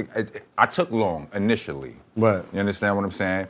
I took long, but got my shit together, and I'm like, whenever you ready. And from that point on, I feel like, the shit, that moment might have passed or whatever. Yeah. You know what I'm saying? But It could still happen. right, when we would see each other, we would talk about it briefly, but ain't nothing really, ain't Who you nothing talking happened. about? Who you talking about? Head battling? Ice. All right, I yeah. was trying to get him and Head Ice to battle. Yeah. Oh, okay. And I was going to battle Ice, right? But for whatever reason, it didn't pan out. Me and Math, whenever we would see each other, we would speak about it briefly or whatever. He was like, I don't think Head Ice really wants to do it or whatever. I don't know if he, and then I spoke to Swave about it. Swave was like, like he spoke to Ice. He wasn't sure. It was, Yeah. so time went by. And then one day Swave calls me, or one day a few days ago, Swave calls me with some money on the line. You understand what I'm saying? Don't say who, because it's not a lot. Right, I'm not, Yeah. I'm not going. He calls me, it's some, I like money, I can rap, you understand what I'm saying? Yeah. Like, and I had already, my mind was already wrapped around the idea from our conversations. I had conversations with Swave, I had conversations with my man UG from the Cellar Dweller as recent as last week, talking about this shit. You might want to give him a call too, you understand what I'm saying? I'm just saying, right? So it was on my mind, and then I got the phone call, and as a father and shit like that, you just check on the table, you want to do that. But then the first thing I thought was, I gotta call my man and tell him, because I know we've been talking about what we was talking about and then go down and shit. I text my man, right? I'm like, yo, I'm battling such and such. This nigga hit me. And he wasn't happy. Right? He wasn't happy, right? He wasn't happy at all, right? I'm like, I was heartbroken, right? I was like, what the I was like, wait a second. Now you heartbroken, all right. I hear you. I was like, wait a second. I'm like, what the fuck? So, but then, you know, so we speak to each other and, you know, we get into it, you know, we talk about the details of the shit or whatever. And, you know, I don't want to say too much about it because I don't want to fuck nothing up, but yeah, like, yeah, I definitely was gonna do this battle rap shit first with my boy. You understand what I'm saying? And that shit didn't work out or whatever for whatever reason. But yeah, that's where we at right now, and I feel dirty now because no, don't say that. I feel dirty, right? Don't say that. Because the nigga was like, you know what I'm saying? Yeah, you know what I'm saying? I definitely wasn't offering what they offering, so. I'm saying. You know what I'm saying? But loyalty means something to me. Right. You understand No, what I'm saying? It's a I real- respect it. Like from when you first But I'm gonna text- say this to you. If it's a money thing, don't do it. Don't do it. That's gonna come to you another way. When it's in here, that's when you do it. Because that's when you're gonna be fit to do your best work. Money thing, bro, I'm telling you, there might be a couple other elements where you like, wait, hold on. Nah, this ain't, all right, let me get this. And as soon as you say, let me get this check, you done lost already. You get what I'm saying? Battle rap spirits going on. They don't like you to play like Yeah, that. they don't Right. like that. They don't like Right. that. They don't like that. They don't. They don't. Anytime a battle was mainly about bread, your heart ain't there. Once you know I'm gonna get paid regardless, then you leave that stage with a moment that you don't realize it's gonna exist forever. Thinking that I got the check. It's not a regular show. But whenever a battle was here for me, oh nah, nigga. Niggas getting cooked thoroughly. Did you get paid for the Blaze battle? Nah. That was some shit Drew Hodges signed me up for. I was like, did you know about the Blaze battle, Math? No. Yeah, the very first Blaze battle I participated in. Did you battle Shells in that? Nah, I lost to IG Off. You know IG Off? IG Off, no. IG Off. He passed away. Rest in peace to IG Off. He was dope, but I wasn't supposed to lose to him. And in my heart, like I always was like, somebody gonna get this work at some point. You understand what I'm saying? Like when I saw battle, because I mean I don't know where battle rap as a culture was when the Blaze battle shit happened. But you know, shortly after I started seeing the shit, whenever I started seeing it grow and I'm like, somebody. You know how we lost? How? Told him to cut the beat off. Right. He went a cappella. I went a cappella He was not. because I had these bars, right? These bars that I wanted niggas to hear. And IG Off, he was masterful. I can't even front. Like you understand, he worked the beat, he worked his freestyle. I wasn't freestyling. You understand what I'm saying? He worked the situation. He done good, but like no preparation. I just brung my dope raps. This was a different ball game than what I was used to playing it. Right. You understand what I'm saying? So it's like, there is a part of me that's like, somebody is gonna get this work right here. You understand what I'm saying? But don't. If it's about the check, I guarantee you, my nigga, that shit will come to you another way. But don't do it if it's about that. Oh, did you just now quote a line he said from the battle or some shit? What he said? Tell me. I think it was, if I'm not mistaken, it was the IG Off and UG2. So I'll G me, and then IG you. And that was the line that everybody just went nuts over, because his name was IG Off. Pardon. My Everybody bad. went nuts on that one. I've been off the course for a minute. Amazing. Yeah, You remember that shit? Amazing. Oh, what? Shout out to Frida Honey Dog. She won one of the first ones, if I'm Yeah, not mistaken. that- And yeah. shout out to Slang Tongue, rest in peace. Yeah. Of the Outsiders, he won, I think, the first one, and then Pre won, if I'm not mistaken. Pre hit me up and let me know. I think she won the second one. Were you in that one? No. No, absolutely not. Somebody came in here that you was in some joint. You made it all the way to the end. Which one was Yeah, it? me and Iron Solomon. Word? Yeah. Went toe to toe, tied too. Crazy. I Right, never and, knew that. I think it was Oberlin College. I never knew. Oh Yeah. yeah, we danced. You didn't know? Definitely did. Oh yeah.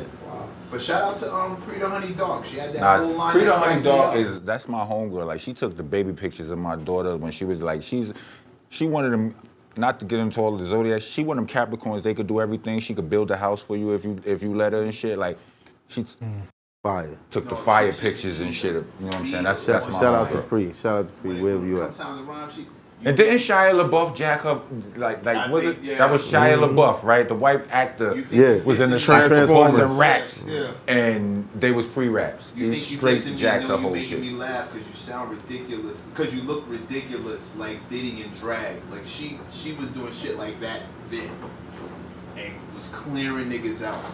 She Hold on, you said Shia LaBeouf stole her shit? Yeah. It's video of this. He in the cypher spitting bars, and everybody's like Shia LaBeouf can rap. Stole pre shit. Whole shit. If I'm not mistaken, Word for word. it was pre. Those were pre. Nah, it was because pre, like I said, pre was pissed off about it. So like she was in my network at the time. Like I was seeing the back and forth, like the fans and like, yo, fuck out of here, nigga. That's Pre, the honey dog from the Anomalies. The comments, they going crazy and shit. Yeah, Wow. It was definitely Pre. She's always been a beast. Damn. No, I was never in a blaze battle. That's crazy. Pre definitely. Damn. Pre won the fuck out of that battle. She cleared all them dudes out. Yeah. And who was the host? You remember? I don't remember. It's KRS-One. Yo, we need you on the show, bro. We talk about you too much over here. Come through, man. If y'all hit up KRS-One and tell him, yo, my expert opinion, we need him over here. Man. Kendrick, the next time you in New York City, to him, shut up, bring your ass in here. Word, facts. 100, what was that, 135th? Too close to here. I got a Crazy. crazy story about KRS. One day I went to one of the shows. He didn't know I was coming though. I just pulled up. I'm like, yo, DAYLYT. Just kind of looking at me. He stuck his hand out. Now, I don't know if y'all kind of paid attention to him, but like his hand mad huge. Like, Yeah. like, and I looked at him like, yo, his head It's like huge. who catches me. Yo, he like an He's like aboriginal man. He's like a he- giant. He's not regular human, bro. Yeah. Am I tripping, right? Yeah. No. He's a Nah, giant, he bro. most definitely not like homo, like whatever species was before us. Homo originus.